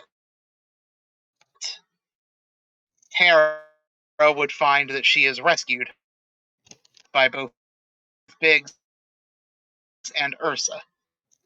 All right, Wanderer, you were cutting up pretty bad Both there, so we got wearing like marine every uniforms, third but word. without the helmet.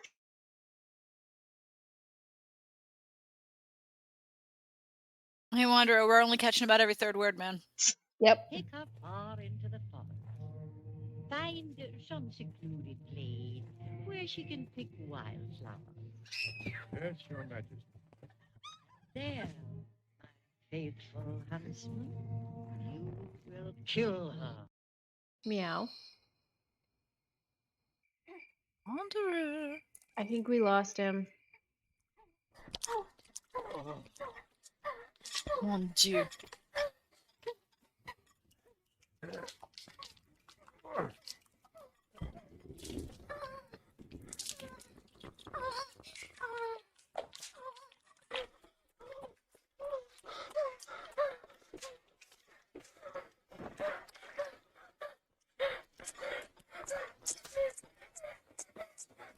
Yep, we lost him. Oh God, somebody blooped off. Also, I like Crickets. the accent you're doing. What's problematic is that, like, when you guys are all so damn loud, she's having to yell to keep up with you, and she's actually very shy, so that ought to be fun come later. Yeah, probably. Oh, the other thing is when she talks super fast, it is a little hard to understand her.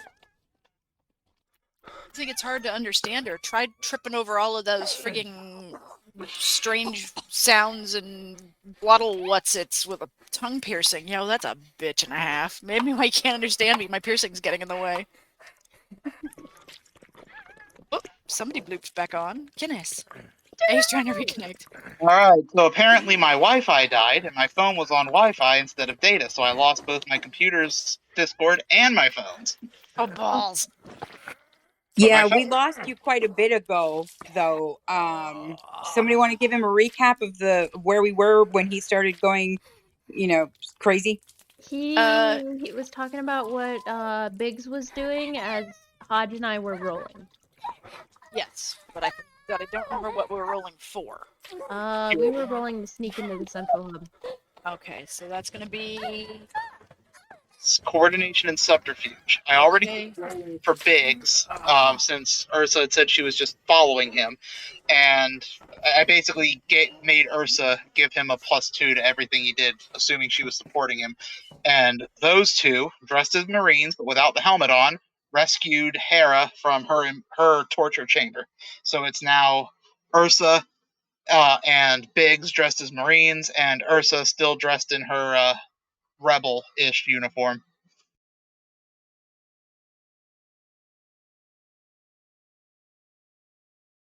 Okay. Does Hera want to do or say anything?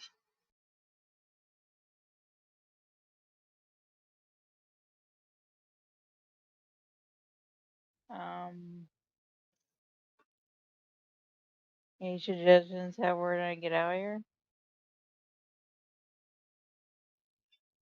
Biggs says, yeah, the others are going to make a distraction. We are going to get to the rocket ship and try to get it running.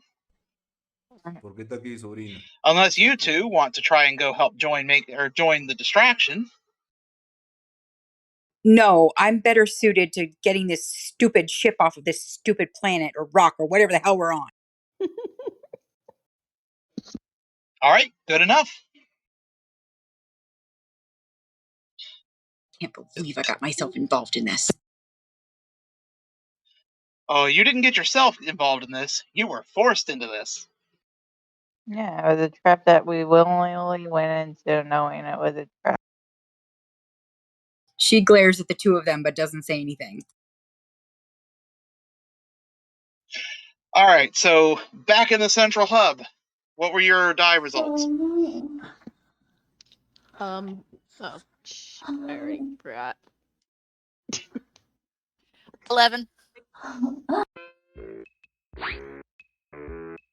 13. You two managed to make it into the central hub, but you attracted a lot of stares, mostly from workers, but also from some guards. But since at least one of you was in a Marine uniform, and I assume the helmet had gone back on, am I correct in assuming? Hello? Aster, he's talking to you. Astra's not in the Marine uniform. Oh, that's Ray. Ray Oh, is. balls. Yeah, no, she would have put the little helmet back on. All right, so you got some weird looks, but nobody said anything because everybody was trying to rush into the firefight that was going on in the medical center. Yeah, so you guys are here, attracting some attention. What do you want to do? You want to try to head to the mines, or are you just going to start blasting here? It is mostly workers. There are some guards, but not a lot of them, and they're scattered around. So you would take fire from many directions. Wait, it's mostly workers? Yeah. It seems that 2 different work shifts are changing over, so there's people coming in and people going out. They all look like the person you're here to rescue. Very, filthy gray jumpsuits, dirt covering them head to toe, all of them incredibly skinny, all of them with no hope on their faces, eyes like they're just waiting to die. And the stench. Oh my goodness, the stench. Doesn't Tell us smell all like about the stench, Wander. Yeah. None of the workers have bathed since they've been here. Oh, wonderful. However long that has been. I tried to tell you. I have no hope. I got this, I think. Why are you all doing what they say? There are more of you than there are of them. And Astra's gonna point at the guard. Actually, she'll take the sword and point at the guard with the sword. If we all stand up together, they don't stand a chance. Does this blaster have a stun setting? Technically, you can set it to a low power setting, and it's not a stun setting like you would think of in Star Wars, but it can be set to low enough power to do damage without killing. Oh, watch the magic. What do I need to... Alright. What would that be? Ingenuity and marksman? Or coordination and marksman? Coordination and marksman. Who are you shooting on stun? Are you shooting Astra? Yes. Distraction. She's raising a fuss, and I'm standing there in a guard's uniform. If I shoot her and then drag her off while she's unconscious to wherever it is she needs to go, we get out of this without a problem. That is fair. I mean, that is a solution. Yes, it is. She just became a rabble rouser. Watch me rouse her rabbles.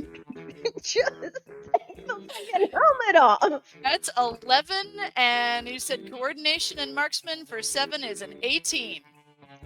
Okay, does Astra get any kind of roll to counter? Blank range. You are talking, so you went first in the initiative. That does also mean you were focused on your speech. I was actually going to have you roll presence and convince to see if you could convince the others to rise up. So No, I'm going to say she can't dodge, but you can still make your presence and convince roll because you may still inspire a rebellion. Okay, I'm gonna do that. So roll 2d6, add presence and convince, and if you have voice of authority, that will also add a +2.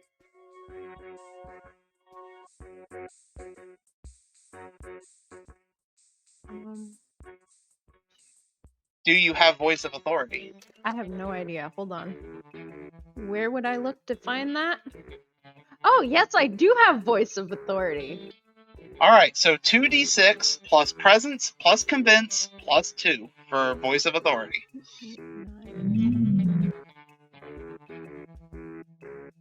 14. All right. If you would like to give me 2 story points, you can start a rebellion. I will give you 2 story points. Before I You shoot her with my 18.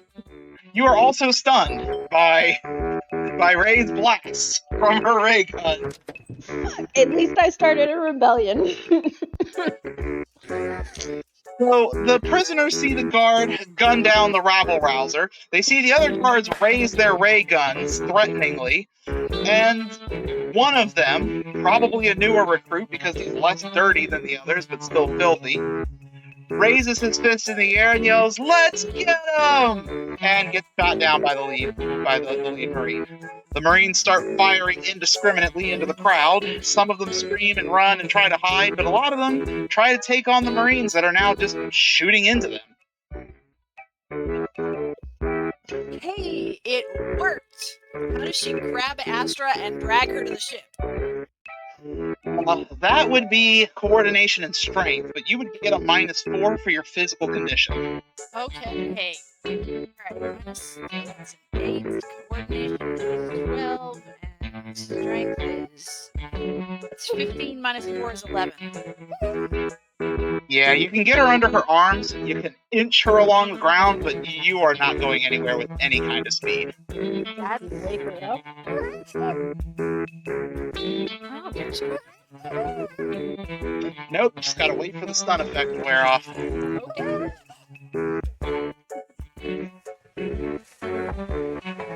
So, as she's trying to get Astra somewhere, she does see Biggs and the others coming out of the medical center, covered by the chaos.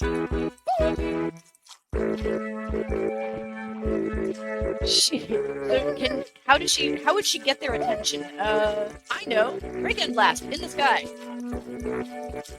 They do look, and Biggs comes running up. Other player characters with him can let me know if they follow him. Yep.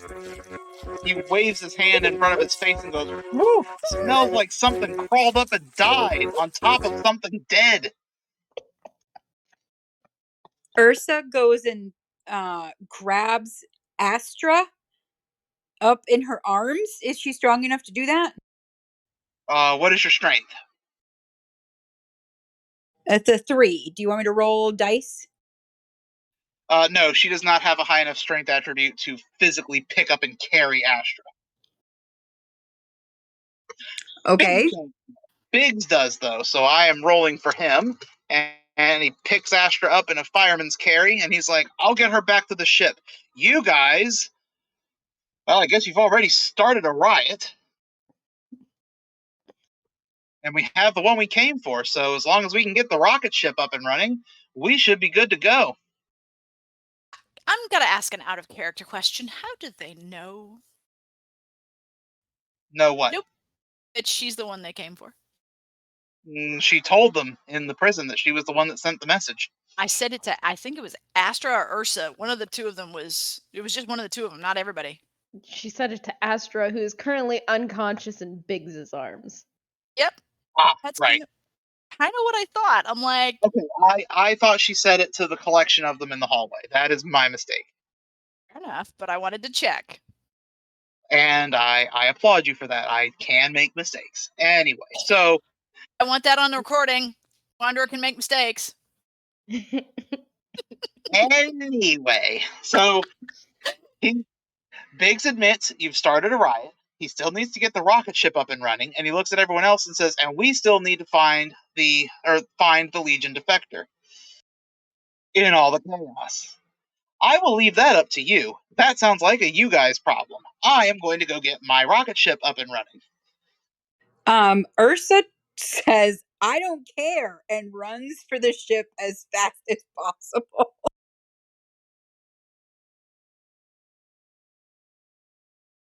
All right, so Guys, she's following left her Biggs. standing there. What? You guys left her standing there. No, Biggs tried to send Ursa off to go find the defector. Yep, He and would, Ursa told him to pound sand and ran for the ship. so he sighs, looks at Ray, and says, "What about you? You want to come with us? We've got room for probably a dozen or two. As long as we find the one we're here for, I don't care who else accompanies us." If you are with the rebellion, then I'm the one who sent for you. You don't have to look very far. Ah, excellent, because I was not relishing looking for you in this chaos. Honestly, it seems we both have a great deal of luck. Your friend, not so much. Yeah, me either. This is really going to kill my back. You could put her down and drag her. Yeah, I could. But he just keeps carrying her off toward the rocket ship. She follows. Astra, go ahead and give me 2d6. No traits, just tell me what the results on the actual die are.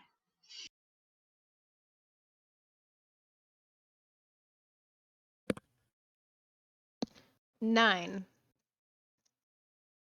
Okay, I already know that means you did not roll two of the same number. Yeah, it's a That's how 3 many and a hours. 6. That's how many hours you're out. No, that is not how many hours she is out. What? You don't take a page out of Traveler's Book on that one? Yeah, no. Roll 6d6. Add 6. That is how many hours you are out. God damn it. Well, how long is she out for? Is she awake yet? Like, what the heck? That's what I had you roll for. I'll have you roll again in a minute. Okay. 1 Mississippi, 2 Mississippi, 3 Mississippi. 4 Mississippi. Ha, ha, ha. Anyway, Oh, so Charlotte, go lick Handyman's nose. anyway, you guys do make it to the landing pad through the chaos to find your way blocked by 6 Marines and the Commandant. How many more blasts has she got in that pistol of hers? That is a good question. How many blasts has she fired? She took 3, 4. She had to shoot the guy who stayed down, and then she shot his big buddy in the chest 3 times. Okay, then the power indicator looks to be approximately 3/4 left.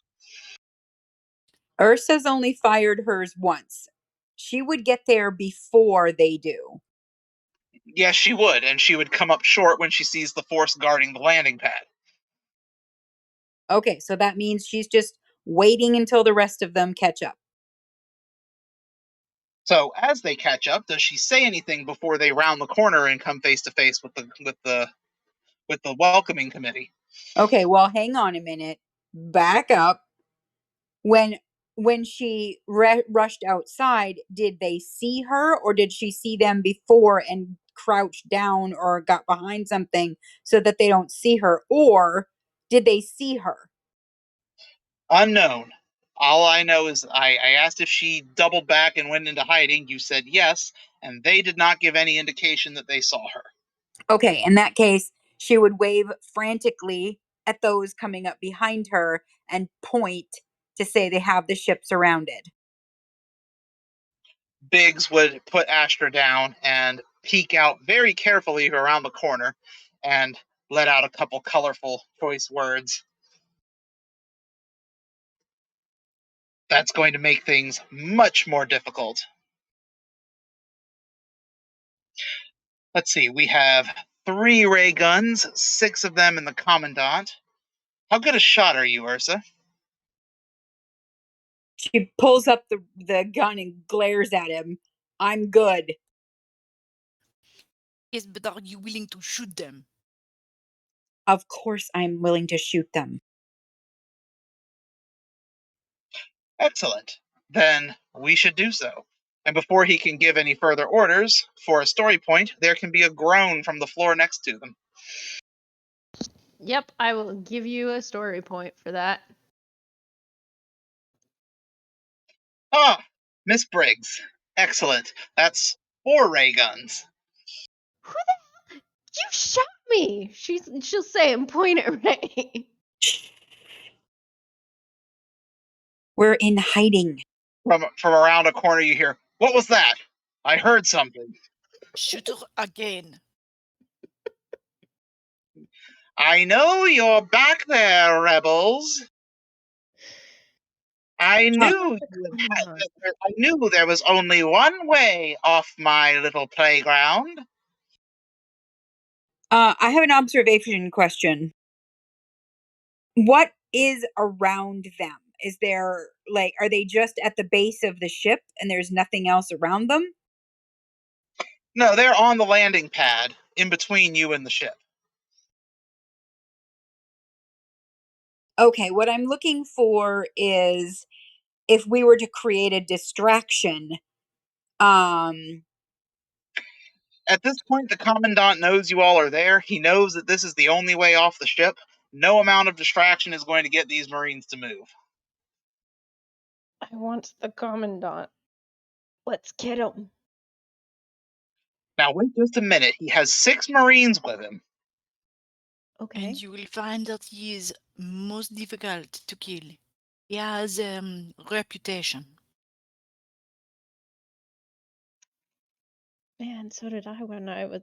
You know what? I'm not going to continue that statement. Show yourselves, rebels. Come out and play with the Legion of Terra. Can they shoot from cover?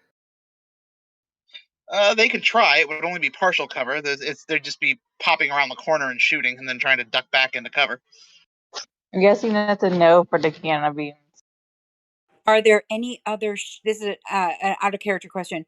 Are there any other ships? They saw one other rocket ship on a different landing pad, but they have no idea if it's still there or not. Okay. Ursa looks around and stares first at Briggs.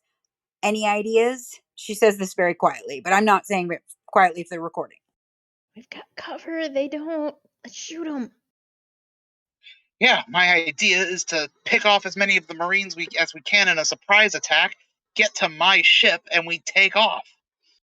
Surprise is gone. They know we're here. They know we're in the area. They heard this loudmouth shout. They don't know exactly where we are or when we will start firing. Oh, I have an idea. Speed up, gang. No, not a good idea to split up. Hey, if the shots are coming from everywhere, they won't be able to shoot any one of us for sure. There's only one way on or off the landing pad. He points down the corridor. Out of character, remember, it's a domed base because there's no hospitable atmosphere outside. No, I knew that. There's only one way in or out of the landing pad. They've got it covered.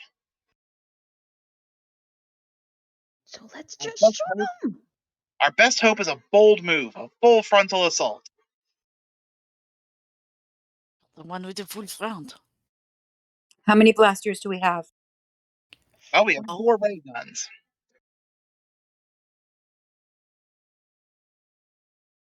And we are not armored. I am not. You may be. She's wearing a Legion of Terra Marine uniform. Yeah, with big holes in it. Yeah, the armor might still provide some protection, as long as they don't shoot it where the holes are. Agree. If we can get one of their mining carts, we might be able to wander. Is it possible to get one of those mining carts and drive it at them?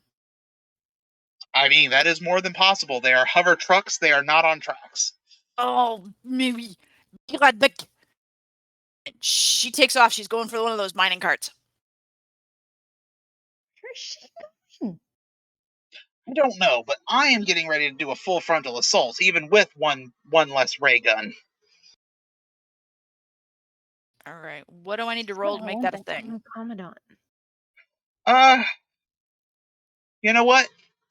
In the interest of time, why don't you give me ingenuity and transport? Or no, sorry, coordination and transport and 2 story points. And as they are prepping for their full frontal assault, you can come riding in on a truck. Coordination and transport? I don't have transport. Okay, and that means she does not know how to drive. That's fine. She doesn't want to know how to drive. She just needs to point and hit the gas. Okay, so coordination and transport with a -4 for making the skill untrained. Or making the Okay. skill untrained. And then, like I said, 2 story points just to speed things along. Okay, so those are my last 2 story points. I have blown through everything. You have moved the plot along. And it's 10. All right, so it does take you a few minutes. Biggs is psyching himself and the others up to get ready to fire.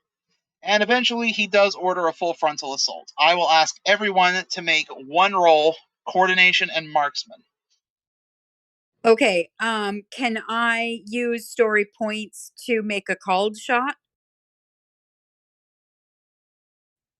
Possibly. A called shot makes the shot more difficult, and if you succeed, but not by enough, you can use story points to bump it up to what you need. All right. I just rolled 2d6 and I got 2 6s. Nice. Okay, so So what? that's just the dice. So I'm also adding what to it? Coordination and marksman. So coordination is 3. So 12, 13, 14, 15, 16, 17, 18 total. Okay. I'm going for the commandant's head. All right. You fire for the commandant, but as soon as the firing started, he faded back and hid behind a phalanx of his marines. So your shot took out the marine that was acting as his body shield. Seriously? It was a beautiful shot, though, right in the guy's eye plate, and he went down. No, smoking hole where his eye lens used to be. Beautiful shot. My special Okay. is ray gun, so does that mean I have technically have a 4 for marksman? What is your marksman's number? Like, what is your skill? The marksman's 3, but I have a ray gun as a specialty. Then that means when using ray guns, you get a +2 to your marksman. Okay, well, I didn't know that either. So what I just rolled has a +2 to it. Does she have does she have ray guns written underneath her marksman skill? Yes. Wait, Oh, she no, does? I have it under stuff. Yeah, that means you carry a ray gun, but that's also Okay, the character sorry. you were an officer. So I forgot to update that. I got a 15, and Astra is going after the commandant. Again, the commandant is hiding, and I'll just state right here: as long as there are Marines, he's got cover in the form of his Marines. Okay, well, she's gonna hit the marine that's in front of him then. Yes, and by the time Ray comes roaring up in a hover truck, there are only 2 Marines left, but they have also found cover along with the commandant. So it's 3 ray guns versus 3 ray guns, and everybody's just hitting cover and not hitting anyone else. Sarah posted that she rolled a 14. I saw. Which is why I said there are 4 Marines down. The commandant and his last 2 are returning fire, so it's 3v3, and nobody is getting anywhere until there is the whine of a hover truck roaring up.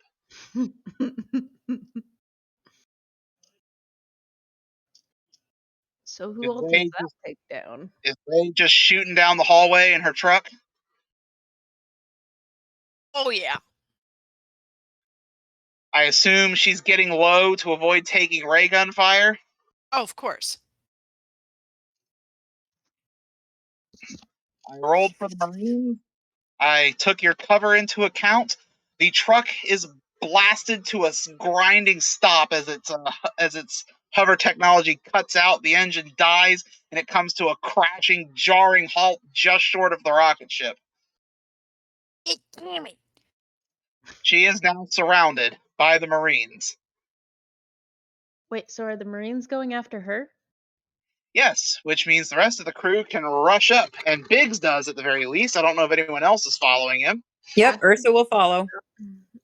And as they fire, they take out the last two Marines. So there's only one Marine left, plus the Commandant. Nope, there's Nope. just the Commandant. No Marines, just the Commandant, who holsters his ray gun and draws his rapier. Astra's Get him, gonna Astra! draw her rapier and go after him. All right. You're mine. Oh my god. Can Ursa make a run for the ship itself? Yes, everybody, I assume, except for Astra, is running for the ship. Yeah, she's trying to get on the ship so she can get it up and running. All right, so everyone rushes aboard the ship while Astra tries to kill the Commandant with her rapier. Now, normally, fighting, even with a hand weapon, is done strength and fighting, and he opposes with strength and fighting. However, in previous games I've done with other players, rapiers I consider to be a finesse weapon, so you do coordination and fighting. Oh, hang on. I said I wanted to shoot him.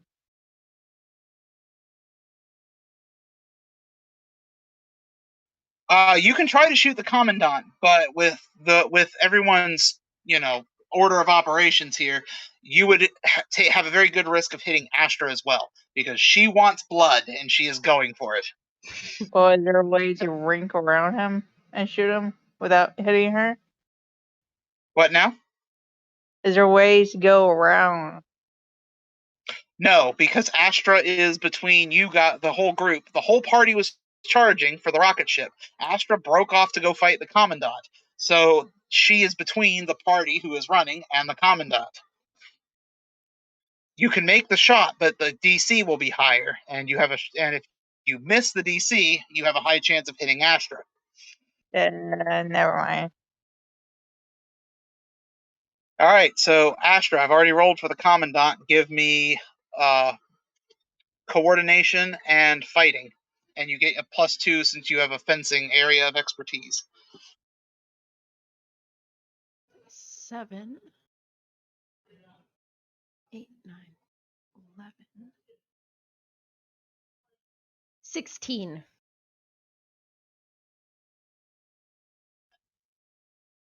Nice. All right, so you two charge at each other, basically. I don't know if you've ever seen sport fencing, but it is very much like that, but with deadly weapons. All right. So you two clash, and you go back and forth. Nobody draws blood. You just tangle each other's, think anything out of any classic sword fighting movie. You just back and forth, ting, ting, ting, slash, slash. Yeah, nobody's getting anywhere. Can I give you story points to win this one? Keep in mind, NPCs also have story points. Not usually as many as a player character, but they have them as well. Well, I have 7 story points that I can burn, so... You can use it to bump your success. He can use his to match you, or you can use them to add damage if you land a hit, or avoid taking damage if you get hit. Okay, I'm gonna hold off then. So you two are evenly matched in these first few rounds, and he says, I see you are a skilled fencer as well. My suspicions are confirmed. You are Lieutenant Commander Astra Briggs. No, my name is Tigress, and I'm gonna get you. Tigress? You were reported missing in action from the ambush at Cerberus. I don't know what you're talking about. And yet here you are, as part of a rebel crew. Interesting. Wait until the rest of the Inquisitorius finds out. That's assuming you live to tell them. Now quit chatting. Oh, but I like chatting. I find it helps break the spirit. And out of character, you can give me another coordination and fighting round 2. Oh, fuck. That's a 3. 4, 5, 6, 7, 8, 9. I've got an 11. He's got a 44. Somebody shoot it. Well, that's what I was just thinking. Like, are the ship's like guns activated? Well, back on the ship is completely powered down. Biggs swears when he sees the control panel because he says, this is going to take several minutes to come back fully online. We're starting from cold. I bet you they removed the radium power core, too. Okay, do I need to roll anything to, because I'm like the one with the most stats for this kind of thing, to get it going any quicker? Ingenuity and technology. See if you can get it going. I believe your companion with the stick downstairs will probably buy us enough time to get this airborne. 15. Nice. So she starts powering it up, but she does find that there is indeed no power source. All the switches are on, but no power is coming to the ship.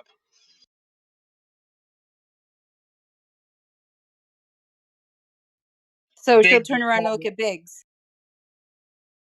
We don't have any power. Like I said, they probably removed the radium core. Check the engineering bay. So she gets up and runs to the engineering bay. And sure enough, there is a canister with a glowing neon green rock in it, sitting next to an empty chamber in the rocket engine. Okay, player doesn't have the smart. What does that mean? They took the batteries out. So can I just put them back in? Yes, you may. And I'm actually going to use your previous technology roll. She just picks up the canister, slides it in, shuts the panel, and powers it up. And okay. Since I assume she didn't reset any of the settings she did before, there is a hiss and a whine, and the ship starts powering up. Okay, are there, like, on the ship in space would have arms, like armory, right? There would be guns that we could fire in space. Is there anything that we can use on the ship to fire at the Commandant and Miss Astra?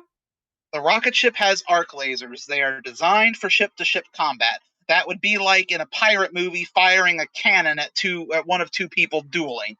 Okay, never mind then. Yeah, not a good idea. But back outside the ship with round 2, Astra defends herself well. The Commandant, out of nowhere, pulls some more skill out. Apparently, he was just assessing her skill and playing with her. In half a dozen moves, he has her sword twisted out of her hand and his blade to her neck. Now, let's see if your friends are noble enough to come back for you, or if they'll simply leave you to die while they make their escape. She's gonna pull her blaster and shoot him. Or I'm sorry, her ray gun and shoot him. Think she can before he slits her throat? I have no idea if she can. Use a story point. Oh yeah. Duh. Can she use a story point to do that? Sure. Give me 2 story points and roll coordination and marksman. Okay. 7.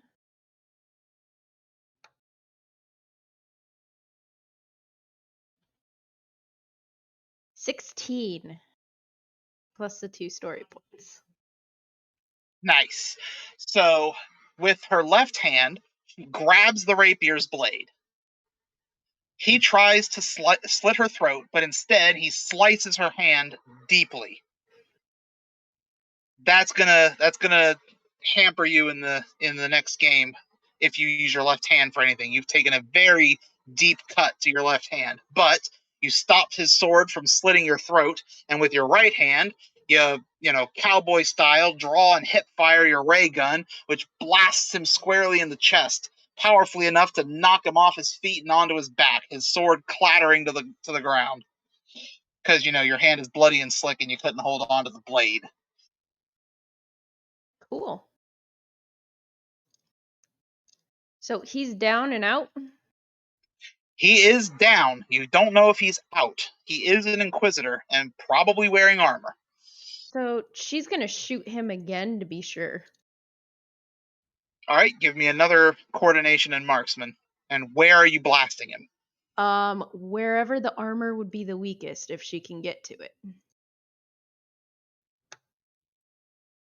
Anyone in the party want to weigh in on this? She is a weapons officer. She should know this. It's got to be between. It's got to be that spot between. No, he's not wearing a helmet, is he? No, he is not. He is just wearing goggles. Well, she's gonna aim for his head then. All right between the eyes.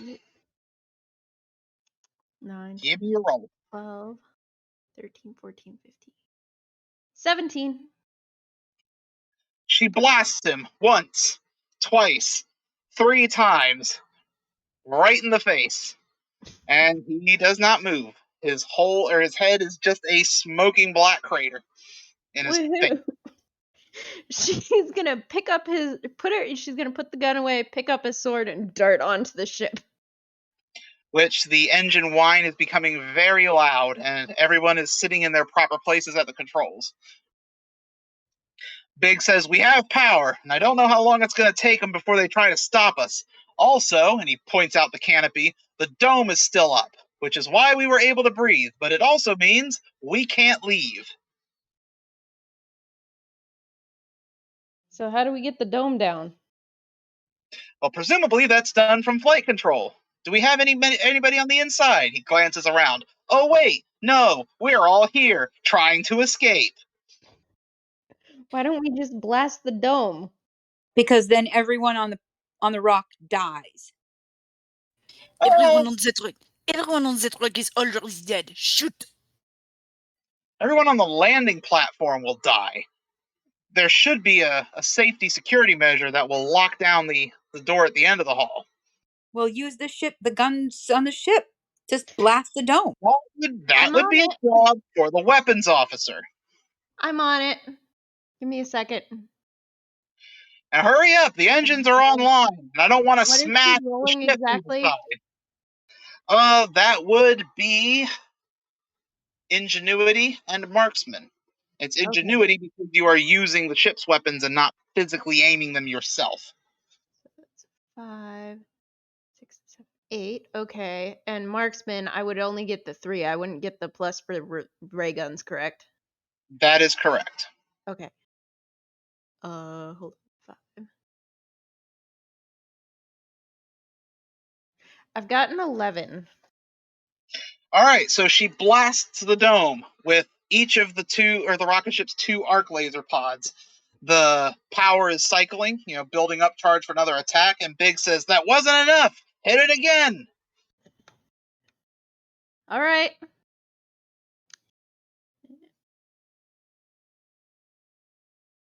$10. 12, 13. 16. She blasts it with another dual blast. It does not appear to shatter. Biggs yells, "Well, that's as good as we're going to get. Everybody strap in." And he takes off in the rocket. Acceleration pushes everyone back to their seats, and I will just say, for Biggs, I rolled 2 6s, so the rocket ship smashes through the dome and jets out into open space. Woohoo!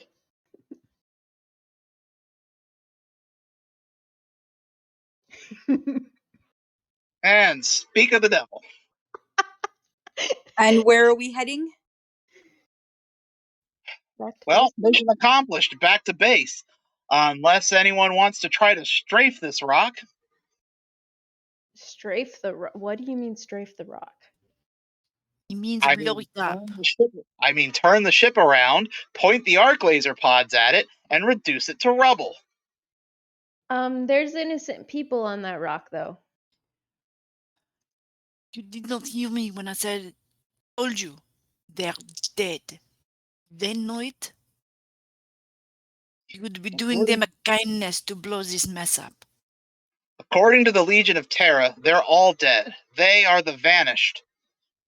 Or did none of us get that memo? No, we got that memo. You would be doing them a kindness to blow this mess up.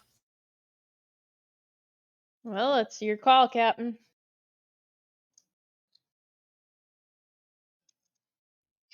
Personally, I'd like to make sure the Legion of Terra can't continue to use whatever resources are coming out of that mine. But, and he points out the canopy, considering we have at least one squadron of fighters trying to prevent our escape, I say we make it good. Navigator, plot us a course back to the rebel base, all possible speed. And weapons officer, make sure those fighters don't follow. Already done Sure. before you said it. You think I am just sitting here on my ass doing nothing? Does Astra need to roll anything? No, there would be pursuing fighters, but it is almost 10:30, and that pretty much does wrap it up. So we're just going to assume the rocket ship deals with the fighters, Star Wars style, and think the escape from the Death Star.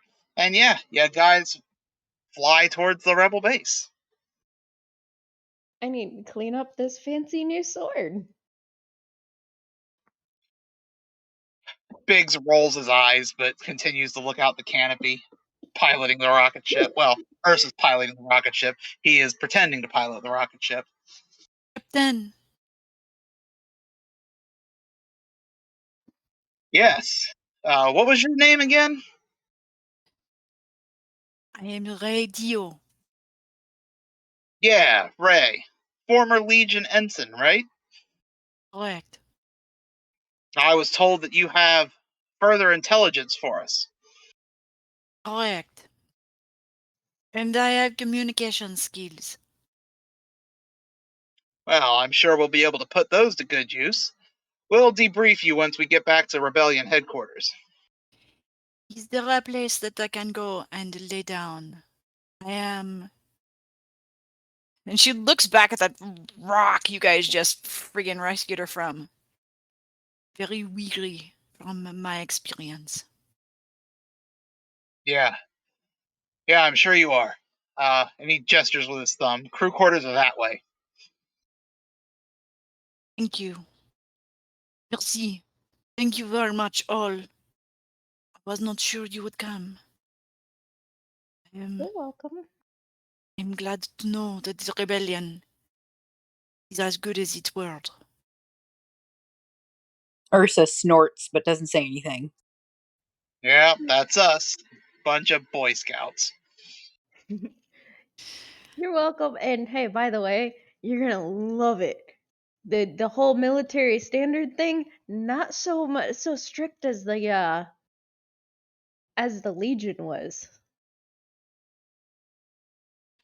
But now, the only thing I would love is a soft place to put my head after I have gotten clean. And on that note, I say we call it. That works. Okay, so what is the limit to the amount of story points you can have at the end of a game? The number you started out with is your upper limit. You start out with as many as you can have. You can earn more than your upper cap, but if you still have, like, say your total pool is 9, I think that's a lot of your upper limits. If you end the game with 12, then you just lose the extra 3 at the next story. If you end the game with none, like Ensign Ray, then the next story she'll have her full pool again. Okay, Now, thanks.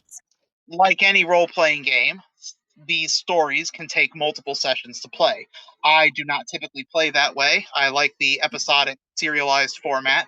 As you saw in the last 2 chapters, they are self-contained stories playable in one night. That's how I prefer to do things. So unless I say it's a 2-parter, most of the time your story points will replenish in between sessions. And for Archer, who missed the whole shooting match, and I mean that quite literally, he is not in the voice chat. He popped up in text chat. Okay. So I will let you guys fill them in on if this gets posted. I didn't say I wanted it posted last time, but it was posted anyway. If it gets posted, I will direct the link his way. Okay. I'm sorry, I didn't realize you didn't want it posted. Oh, I didn't say I didn't want it posted, just I didn't ask for it to be posted. Traveler, I didn't even know you were there, man. Yes, he snuck on here earlier, I saw. I saw when he arrived. I just thought he was enjoying listening in. Oh, I that saw that wasn't me. I saw that he arrived, but I was figuring he was, it was the bot or something. So what did our players and our non-player audience members think? I think with a little more gruff tone, you'd sound much more like a General Tark. Ursa thinks everybody's an absolute moron. Don't worry, Ray's gonna shoot her next. She saved your life, though. Yeah, I thought. Go ahead. I can't quite get that one figured out. Yeah, well.